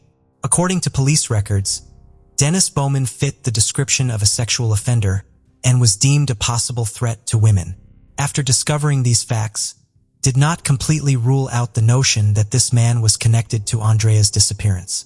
Together, Kathy Takanian and Carl Kopelman hired Michigan-based private investigator Jeffrey Flora to look into Andrea's disappearance. After conducting his investigation and compiling all of the case's information, Detective Flora found a number of intriguing details that went beyond the previously known facts. He conducted interviews with town residents where the Bauman family resided and discovered that Andrea had a friendship with Andrew Rand, a classmate. They spent a lot of time with Andrew's parents at their house. Andrea told Andrew's mother one day that the reason she did not want to go home was that her father had mistreated her, and her mother, who knew about it, had either chosen to ignore it or feigned ignorance. Even in these circumstances, meddling in another person's family matters was deemed improper at the time. As a result, Arlene Rand, Andrew's mother, suggested that Andrea consult her clergyman for advice on how to handle the circumstance. Arlene once drove Andrea home when Dennis Bauman abruptly arrived, walked up to the car, and told her not to get involved in other people's business. Fearing for her safety, Arlene made an effort to stay away from Bowman and kept the incident quiet. Andrea vanished after a few months. This information strengthened Kathy's conviction that her daughter's adoptive father was responsible for her disappearance. She gave the police every piece of information she knew, but since it was only circumstantial, the case did not move forward and the investigation once more stalled for a number of years. It was not until November 2019 that Koppelman learned of Dennis Bowman's arrest through a Michigan resident. He was made a suspect in the 1980 murder of Kathleen O'Brien Doyle, a U.S. Navy pilot's wife, and the 1980 sexual assault of the same woman when he was 31 years old. On September 11, 1980, a body was discovered murdered in her Norfolk, Virginia home. She had been stabbed and strangled. Dennis was among 30 suspects in this case. After attending a seminar in Michigan, the case's investigators made the decision to compare the suspect's DNA. The DNA from the crime scene and Dennis Behrman's profile matched exactly, shocking the detectives. After being taken into custody right away, Bowman was extradited to Virginia for a trial a few months later. In 1980, while awaiting trial, he admitted to carrying out the attack. Bowman, who was 31 at the time, broke into 25-year-old Doyle's home in Norfolk, Virginia. He assaulted her with a knife, sexually abused her, and strangled her in the bedroom. Bowman confessed to the police that he was intoxicated and broke into her home with the intent to rob her. The revelation of this 40-year-old crime prompted Bowman to finally admit what happened to his adoptive daughter. In January 2020, Dennis Baumoth, 71, admitted to killing Andrea while he was being held in Virginia. This took place 31 years after her disappearance. Skeletal remains were found under a layer of concrete by police on February 4th, in the backyard of Bowman's home in the 3200 block of 136th Avenue in Monterey, Michigan. The discovery of human skeletal remains, likely those of Andrea Bowman, beneath a concrete slab behind the house was announced at a press conference that same day. The police needed to confirm the identity, so Kavai immediately provided her DNA, which resulted in a perfect match. According to Dennis' testimony, he came home on the day Andrea died and found her packing to leave. She warned him that she would not put up with his advances any longer and that she planned to call the police once more. As they got into a fight, Dennis hit Andrea across the face. She broke her neck when she fell due to the force of the blow. Andrea's death, according to Dennis, was an accident. He declared her missing in order to hide the truth and keep his freedom for the benefit of his family and younger daughter. Dennis Bauman was formally charged by the prosecution on May 15, 2020, with first-degree child abuse, murder, and body mutilation. To stand trial on these charges, he was scheduled to be extradited back to Michigan. For his prior crimes, Dennis was given 2 life sentences in June 2020. He was also mandated to serve his time in Michigan while awaiting trial for the murder of Andrea. Due to the pandemic, the first court hearing in this case was televised live in February 2021. Brenda, Dennis's wife, was the main witness at the hearing. She recalled sobbing that she was positive Andrea had fled the house when she reported their daughter missing. She further disclosed that it was only after Dennis' arrest that she discovered the truth. In a phone call from jail, he admitted to her that he had buried their daughter's body in the backyard of their Montreux home. Since they were not residing in the Montreux home when Andrea vanished and the body could not have been buried there, Brenda first found it difficult to accept. But Dennis clarified that as soon as they signed the papers to buy the house, he started moving the girl's body in pieces. Brenda did not know that the cement slab in the yard was a makeshift grave marker. Despite her innocence, the tragic outcome of her actions and her husband's opportunity to act were caused by her neglect and indifference towards her daughter. She had knowledge of his criminal history and his potential for misconduct, but she made the decision to remain silent. In the Allegan County Circuit Court on December 22, 2021, Bauman entered a not guilty plea to second-degree murder in relation to the passing of 40-year-old Andrea. He was still going to call it an accident. Dennis received a sentence of 35 years in addition to his current term during the next hearing, which was held in February 2022. The judge gave an explanation for her choice, saying that although a life sentence for second-degree murder was taken into consideration, She ultimately decided to go with a minimum 35-year sentence because parole is not guaranteed after 15 years. Despite the verdict, the girl's mother, Kathy Tarkanian, could not feel morally satisfied. She accused Brenda Bauman, who was also involved in the case, of enabling Dennis to carry out his heinous acts against the girl by keeping quiet. Additionally, Kathy stated that she thought Brenda might have been aware of everything from the start and had purposefully shifted the focus of police investigation away from her husband by supplying false information about Andrea being seen to be well and alive in multiple locations. Kathy Tarkanian and Brenda Bauman are currently involved in a legal battle over Kathy Tarkanian's right to her daughter's remains. After everything that transpired, she feels that the Bauman family has no moral or legal claim over them. There are still a lot of unanswered questions and complaints about the police investigation, which was long and drawn out because it was not done correctly in the beginning, and the information that was available was not fully verified. July 26, 2015, 6:08 p.m. A panicked 911 call comes in from an apartment complex in Santa Cruz, California. A young girl is missing and her mother is beside herself. She had last been seen riding on her scooter around the complex, and she had not been seen since just after 5 p.m. Her mother gave the officers the all-important description. 8 years old, 4 foot tall, about 48 pounds, brown hair, wearing a black helmet and a purple dress. Last seen riding a little white scooter. Name Madison Middleton. It was now all hands on deck to find the 8-year-old, who had seemingly disappeared in the space of a few minutes. 8-year-old Madison Middleton, known as Maddie, lived with her mother Laura. She was an only child, and she, her mother, and father Michael were a tight trio. The family lived in the Tannery Arts Center apartment complex, a really unique campus that provides affordable living for families and artists. A place they can live and create art together in their little community. Everyone in the complex was close. They would all create things and spend time together. All the children would hang out in the courtyard and play games. For a young girl that loved all things creative, it was the perfect place for her to grow up. She would often paint little toy animals and create plays and stories with them. She loved to sing, dance, and draw. Her mother Laura said Maddie was such a generous child, always the first to try and help someone or stand up for someone that was on their own or needed support. She was bright, intuitive, and curious, never without a smile on her face. Everyone in the apartment complex knew her as Chatty Maddie, and she would talk to anyone and everyone, always making friends and entertaining people.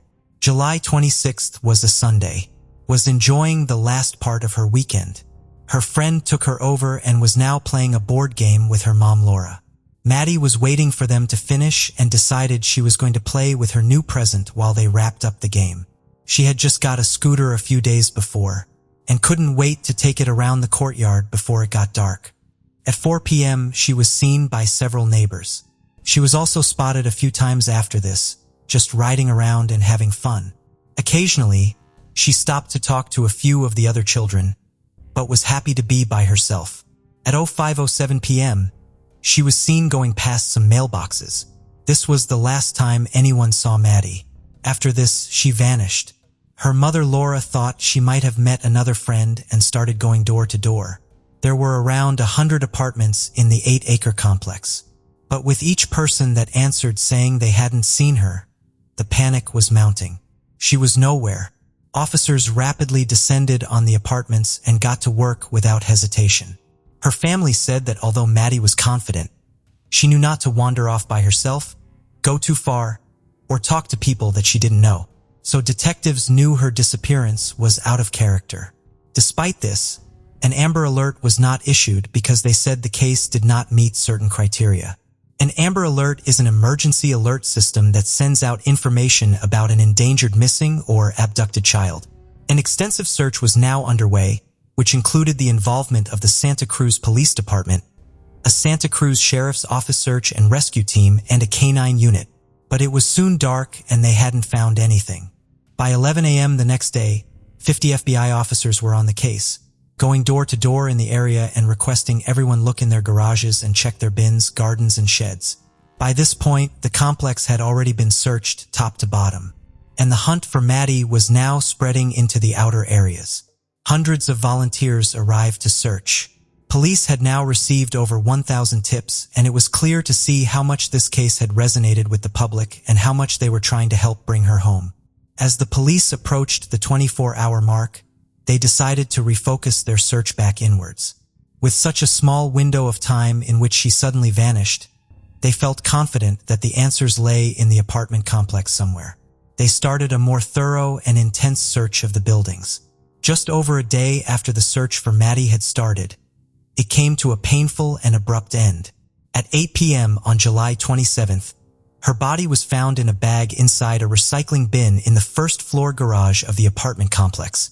One of the investigators said everyone's heart sank when they found her, but they quickly regrouped as the missing persons case was now a major homicide investigation. No sooner had this happened, police announced that they had made an arrest. At 9 p.m. on July 28th, the broken community came together for a vigil. Because of his age, the teenager's identity was protected.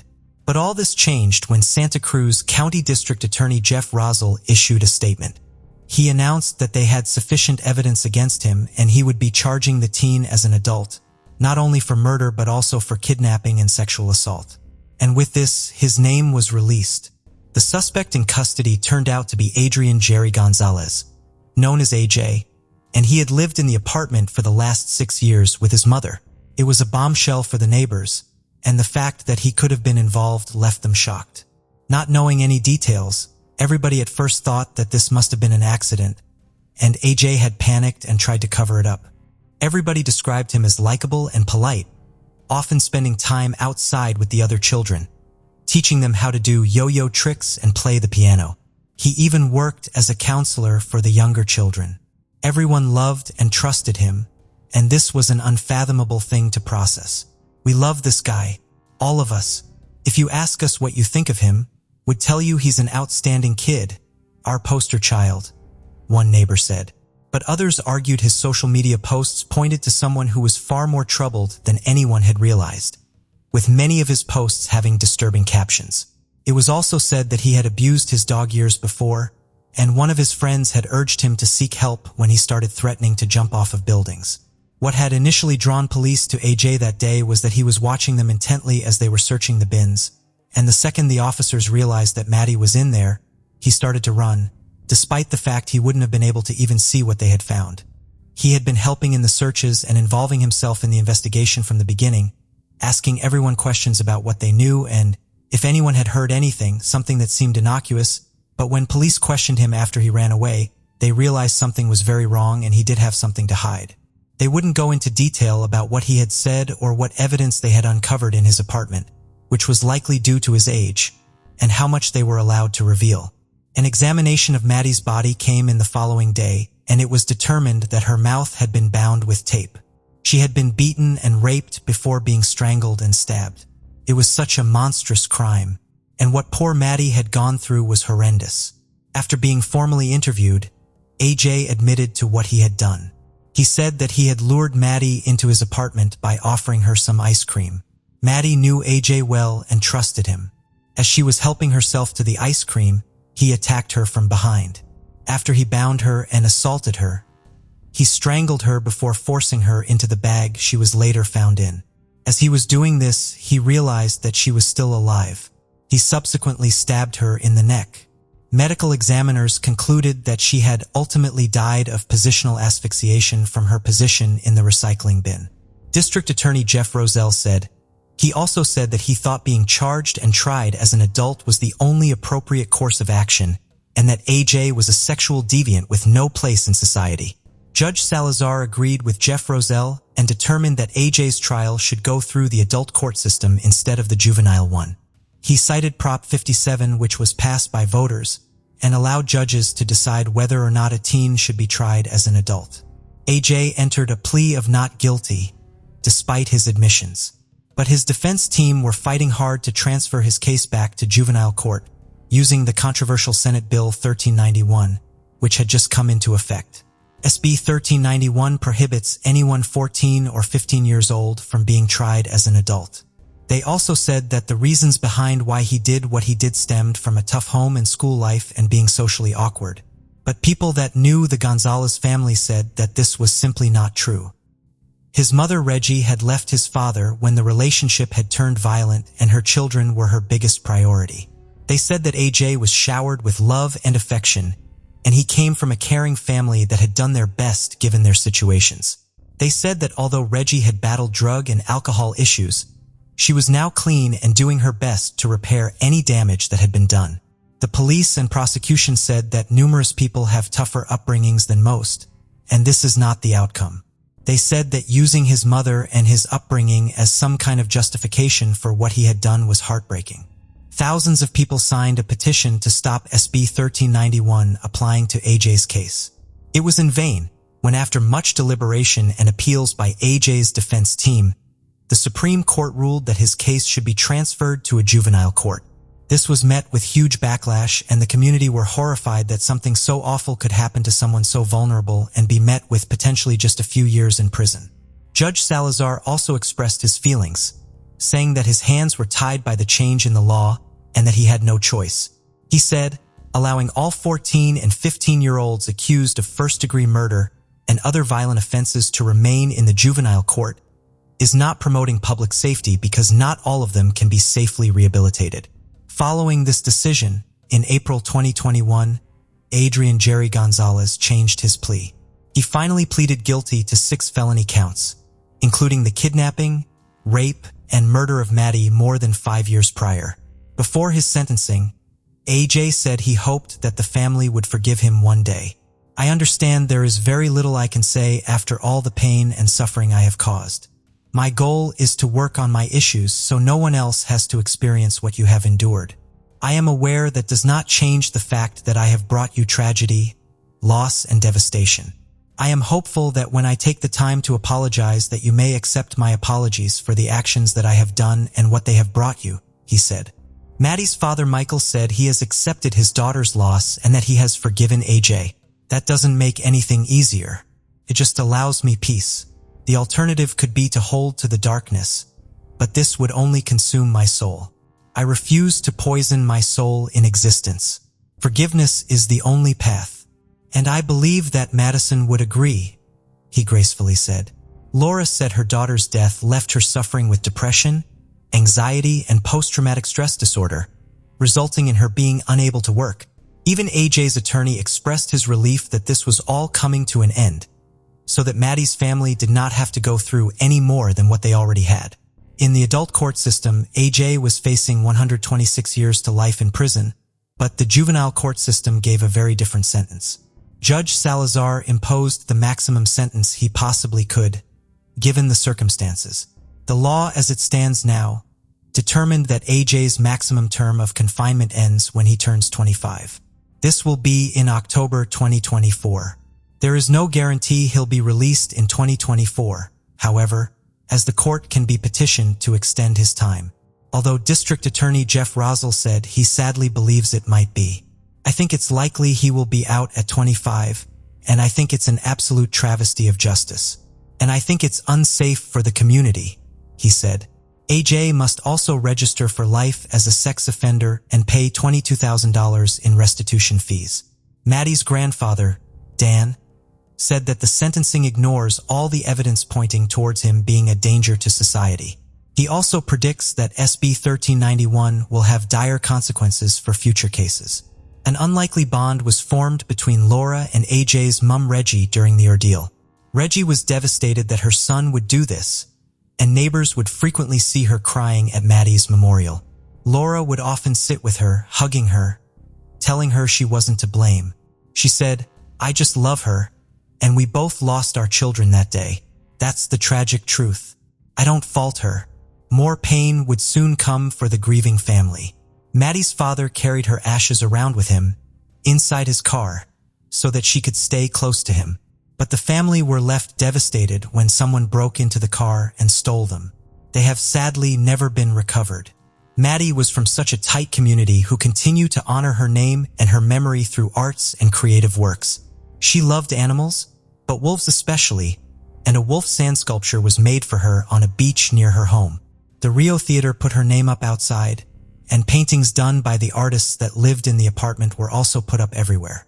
A celebration of life was also held where hundreds turned up, and the mayor, Lane, commemorated her life by declaring October 5th, 2015 as Madison Middleton Day, her birthday. The family also founded in Cask, Maddie Child Angel of Santa Cruz. Their motto is, "Before you go, let someone know." The aim is to educate children and parents about safety and protection. Tannery Art Center apartment complex has never been the same since, and probably never will be. The little community everyone had worked so hard to form, once so close and safe, has been changed forever. Laura said that Maddie was the light and love of her life and brought so much joy to so many people. She was growing up beautifully, bright, perky, fun, and generous of heart. She was the best thing I ever made. 26-year-old Loretta Saunders was in an exciting place in her life.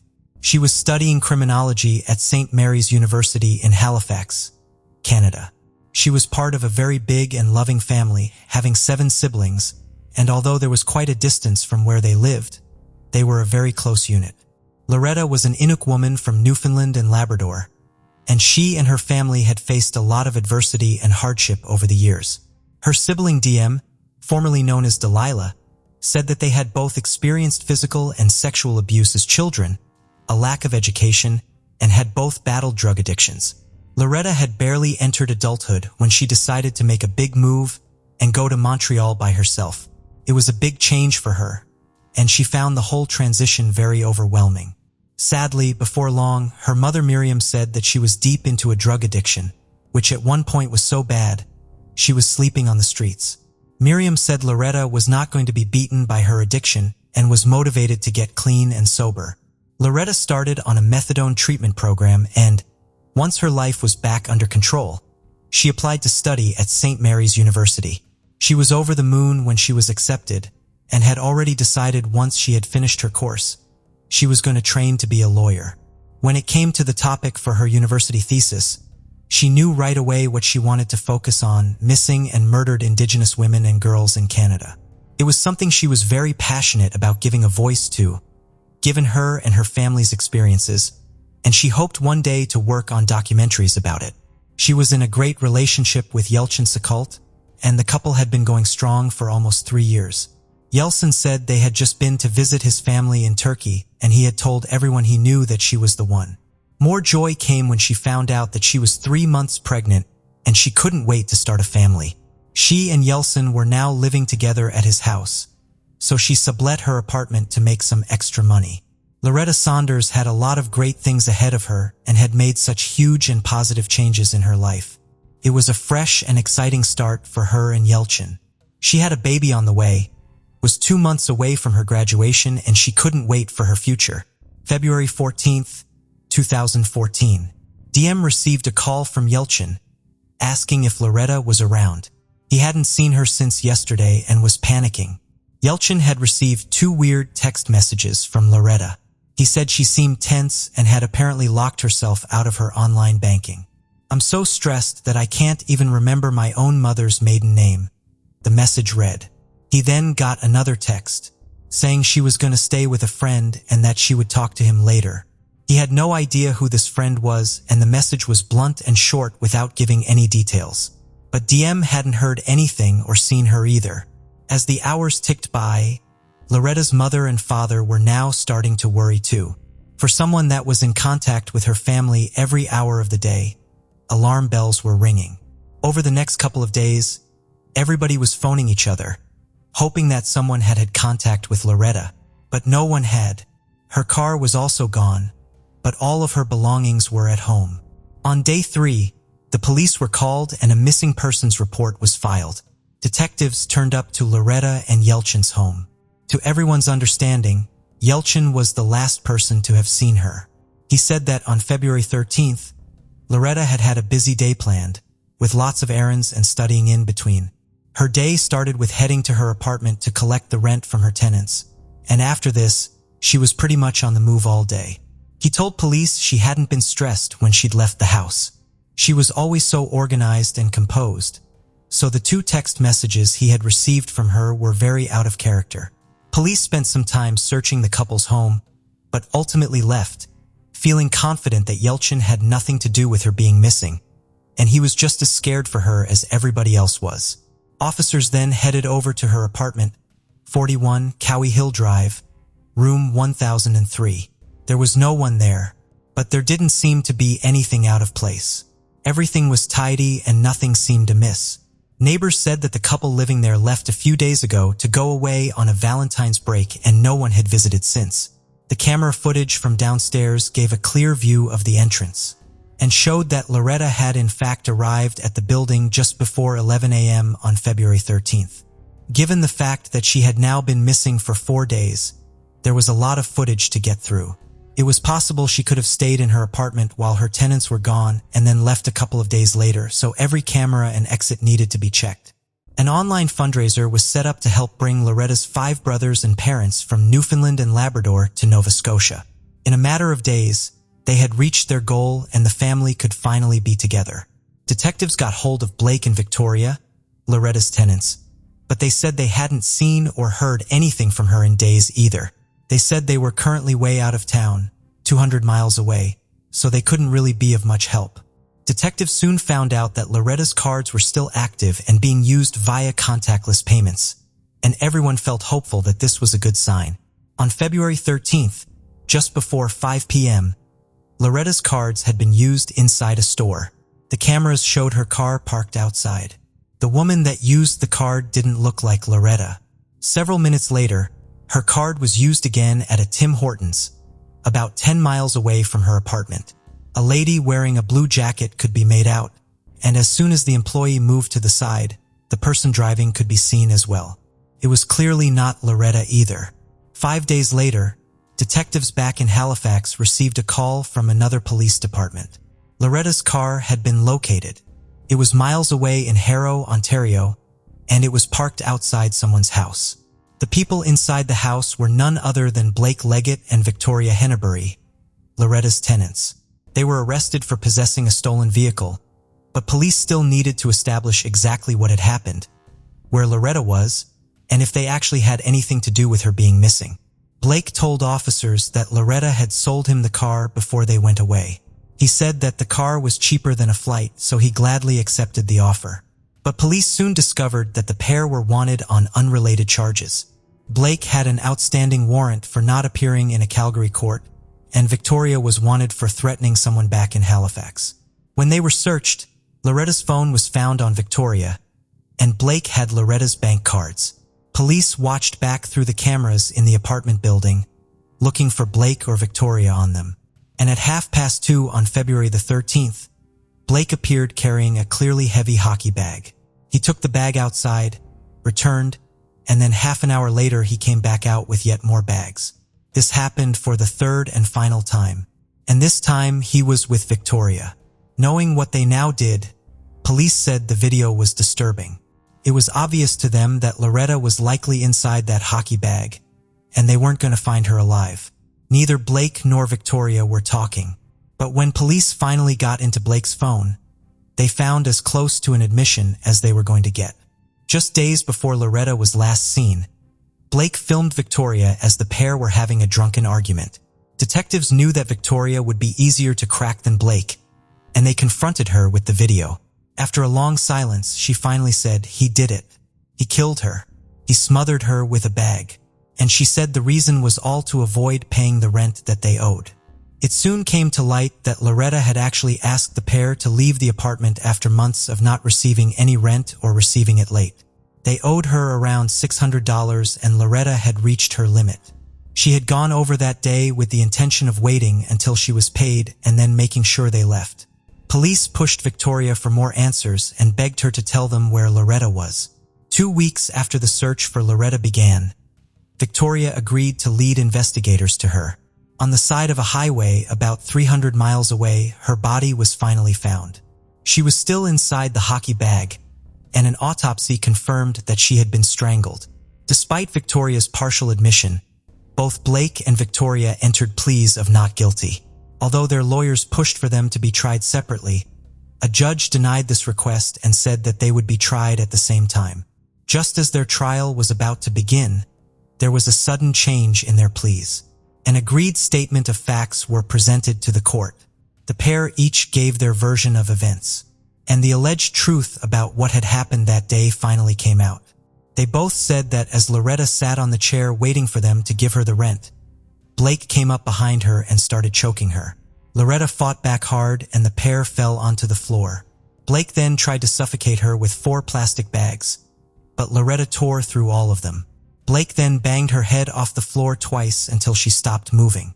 After this, Blake wrapped her head in plastic wrap and placed her into his hockey bag. Blake dragged the hockey bag downstairs and placed her in the back of her own car.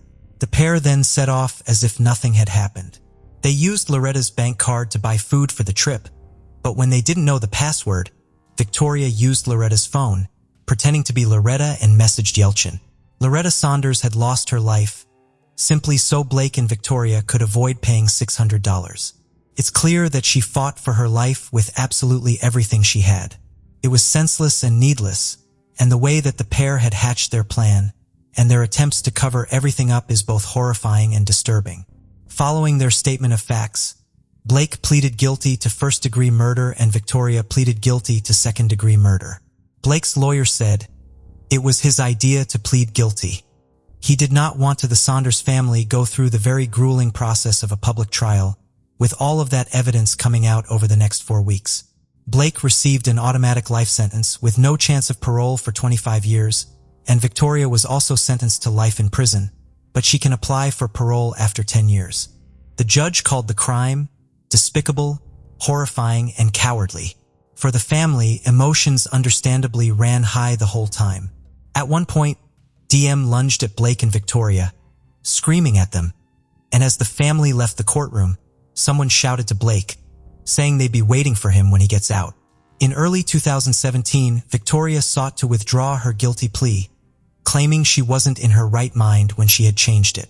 This was denied just a couple of months later. After this, Victoria started telling people that she had indigenous ancestry on her mother's side, but the parole board noted that they had no knowledge of this history. The community and Loretta's family said this was nothing more than an insult to Loretta to claim something like this. They called it a gimmick and a game to her. 2 years later, Victoria contacted an Indigenous Women's Support Center, hoping they could help get her out of prison, but the center denied her application. Victoria then asked for a pass to attend an Indigenous women's sharing and drumming circle. A parole board granted her the pass, but the pass was quickly revoked after a strong public reaction. Victoria is now prohibited from accessing any Indigenous services. In 2014, a First Nations 15-year-old called Tina Fontaine was reported missing and later found wrapped in plastic and weighed down in the Red River. A 53-year-old man was charged, but due to no forensic evidence, he was found not guilty. In the aftermath of Loretta's and Tina's murders, and many other women and girls' murders and or disappearances, advocacy groups, including the hashtag #MyNextCampaign, campaign, begged for an inquiry into missing and murdered Indigenous women and girls. This was officially launched in 2017 and finalized in 2019. DM put a blog together called A Homicide Survivor's Journey Through Grief and started working closely with Matthew Smiley, who created the documentary Highway of Tears, a film about the notorious Highway 16 and the First Nations people who have gone missing or were killed along the 724-kilometer stretch in British Columbia. 2 Halifax theaters screened the documentary in support of the Loretta Saunders Scholarship Fund, a scholarship which would help Indigenous women pay for post-secondary education. DM said she wanted to do what Matt did. She should have been here as a brilliant writer. He's a filmmaker, writer. They should have been on this side helping the cause. And now she's another statistic.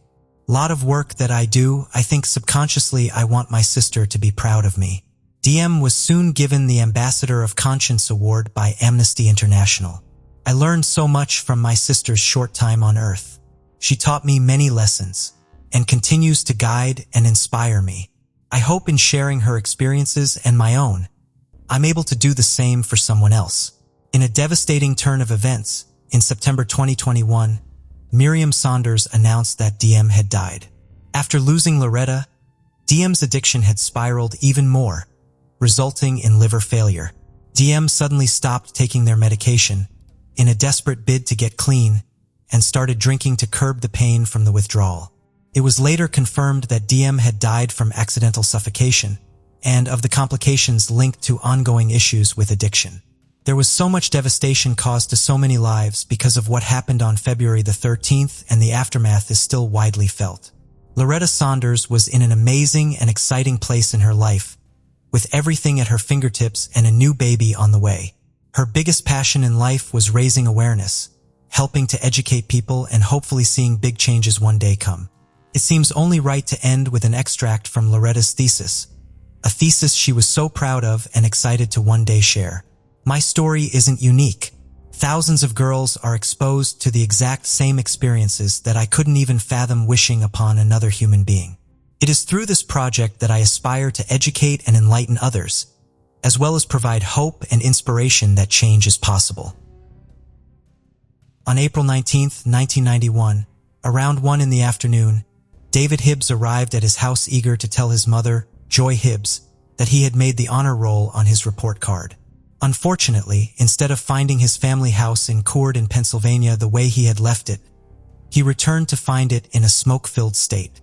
David ran to the back kitchen door after noticing that his mother's car was in the driveway, but heavy smoke stopped him from going through. David somehow managed to observe that the 4 gas stove burners were all lit up. At his young age, the only logical reason to what must have caused the fire was that his mother had been cooking and had forgotten to put out the fire. A helpless David yelled for assistance in panic. He was heard by neighbors doing yard work, and they tried to go in to find Joy Hibbs, but the fire was too fierce. They immediately called the firefighters. Before the firefighters arrived, as the fire increased and burned endlessly, the neighbors tried to put it out with a garden hose. After what seemed like a lifetime, the fire was finally put out by the firefighters, and a paramedic sadly informed 10-year-old David that his mother had passed away. The body of 36-year-old Joy Hibbs was found by the firefighters in David's bedroom. She had been burnt beyond recognition on the remains of David's mattress. Initially, detectives thought Joy Hibbs had perished in an accidental fire, but an autopsy revealed otherwise. There was no indication that Joy had inhaled smoke. Thus, it was obvious that she had already passed away before the fire was started. Also, Joy Hibbs had been brutally assaulted, strangled with wire cords, and then stabbed 5 times in the chest and neck before her attacker purposefully started the fire to hide every iota of evidence at the scene. This was a clever cover-up approach by the killer, given that the house had been completely destroyed from the fire and that the neighbors had destroyed important evidence while attempting to put out the fire. According to the findings of the fire marshal's investigation, the fire originated from 4 different locations in the home: 2 in the kitchen, 1 in David's bedroom, and 1 in the corridor. According to the investigators, the morning of her death, Joy had cashed her paycheck. Her purse's contents were tossed on the living room floor, and the police found her wallet stuffed under the couch. The absence of evidence was compounded by the difficulty the investigators experienced in determining a motive. Joy was adored by all, worked part-time as a medical assistant, and was committed to her family. David Hibbs described his mother as graceful, polite, and easygoing. Authorities had no leads whatsoever as to the person who would want to kill her. On the day she was killed, Joy had dropped her 2 kids off at school in the morning. She received her paycheck, ran a few errands, and got home shortly after 11 o'clock in the morning. A church pastor and another member of the congregation dropped by for a visit shortly after she returned home. Joy Hibbs had indicated a desire to celebrate Easter in the church. Just before noon, the pastor and a member of the church departed the Hibbs family house. According to eyewitnesses, there was a dark blue Monte Carlo parked across the Hibbs yard shortly after the church pastor and his member left. The car was said to have remained there until 1 p.m. 2 days after Joy Hibbs' murder, former Bristol County Police Chief Tommy Mills, who was also a narcotics detective, reached out to the residence of Robert Francis Atkins in Falls, Pennsylvania. Robert lived about 2 hours away from where Joy Hibbs lived. Joy and her husband would occasionally buy tiny amounts of marijuana from Robert Atkins, who also appeared to have been their former neighbor. Robert resisted letting the detectives into his house. In the driveway, Detective Tommy Mills spotted a dark-colored Monte Carlo that matched a witness's description of a similar vehicle parked carelessly outside Joy's house shortly before the neighborhood heard the fire. However, during further investigation, the witness said Robert Atkins' automobile wasn't the one they saw. Robert Atkins was invited to undergo a polygraph by the investigators, but he refused, explaining that he had damaged his arm and that his lawyer had instructed him to wait since the nerve damage would affect the polygraph results. He further disclosed that he was camping at the Poconos with his family, friends, and co-workers when Joy's murder took place. Detectives soon verified his alibi. Robert confirmed that he bought a little marijuana for the Hibbs, but he wasn't a dealer. In the weeks preceding his mother's murder, David Hibbs overheard her arguing with Robert Atkins on the phone over the most recent purchase of a baggie of marijuana. Because the baggie was packed with stems and seeds, Joy demanded her money back from Robert. When asked by the police, Robert confirmed these arguments. He, however, stated that he had informed Joy that he couldn't refund her the money. According to him, was simply improper. Investigators couldn't understand how a few tiny baggies of marijuana could cause someone to die. The couple was only spending $20 to $40 on marijuana at a time, not enough to get the attention of major sellers. On April 27, 1991, a co-worker of April Atkins, the wife of Robert Atkins, came forward to say that on the day Joy Hibbs was murdered, she had called the Atkins residence between 1 p.m. and 1:30 p.m., and Robert Atkins had picked up the call. On hearing this, the police now thought Joy's murder took place between 11:50 and 12:50. The police turned their attention to Joy's private life after determining that Robert Atkins' alibi appeared to be flawless. They questioned Joy's relatives and friends and found nothing unusual. Except for the person who had killed Joy, no one seemed to harbor any wicked intentions for her. Robert Atkins was still a person of interest in the case, despite having an alibi though. 23 years after Joy was brutally murdered, a new Bristol Township detective, Michael Slaughter, was assigned the cold case in April 2014. Detective Slaughter made the decision to visit April Atkins, who claimed that she had never been questioned by authorities regarding the death of Joy Hibbs. She, however, clung to the narrative that her family was on vacation in the Poconos that weekend and hadn't learned of Joy's murder until they returned. A few days later, Detective Slaughter reinterrogated Robert Atkins regarding his movements at the time of Joy's death. He supported his wife's account of going camping and revealed to Slaughter that he had been a secret narcotics informant in 1991, doing drug deals and then reporting them to the police. During an interview with Slaughter in May 2014, a co-worker of Joy claimed that on the Monday before she was killed, a man called Joy at work and threatened to kill her. The co-worker decided not to report the call to the police because Joy's husband was now the focus of the investigation at the time. 2 years later, in September 2016, April Atkins, who is now divorced, traveled to the Bristol Township Police Station in order to provide a taped statement regarding her ex-husband's whereabouts during the murder of Joy Hibbs. Detective Slaughter was informed by April that Robert Atkins had returned home covered in blood after allegedly stabbing someone and setting their home on fire. He then instructed her to gather the children, take a few days off work, and travel to the Poconos in the north. Out of anxiety and fear, April remained silent. That day, Robert Atkins took a shower after washing his blood-stained clothing. April Atkins didn't find out about Joy Hibbs' murder until after the family had returned from the Poconos. Even with this revelation, nothing significant occurred in Joy Hibbs' case for the next 5 years until November 2021, when Bucks County Detective David Hanks located a former co-worker of April Atkins back in 1991. The co-worker initially denied knowing April, but after the DA subpoenaed her to testify before a grand jury over the phone call she had made to the Atkins house, she changed her story. When he was supposed to be camping at the Poconos, Robert Atkins answered the phone call. The following month, Detective Hanks caught a conversation between Robert Atkins and his ex-wife, April, on tape. Robert was led to believe that April had informed her roommate of his involvement in the murder of Joy Hibbs. Naturally, this raised Robert Atkins' blood pressure. Also, his son testified in court in April 2022 that his father had informed him in December that he was likely going to be arrested soon for something that had occurred many years earlier. Robert first mentioned that a woman had died in a fire to his son before mentioning that she had been stabbed. Finally, 31 years after killing Joy Hibbs, Robert Atkins was arrested in May 2022. He is presently being held at the Bucks County Correctional Facility and faces charges of first and second-degree murder, 7 counts of arson, 2 counts of robbery, and 7 counts of first-degree arson in relation to the death of Joy Hibbs. Thank you for joining us on this journey into the depths of unsolved mysteries. Cold cases not only challenge our understanding of the past, but also ignite our curiosity and determination for answers. Remember to subscribe to stay updated on our latest investigations. And if you have any information regarding the cases we've covered, don't hesitate to reach out. Together, we can shed light on the shadows of the past and bring closure to those who seek it. Until next time, stay vigilant, stay curious, and never stop seeking the truth.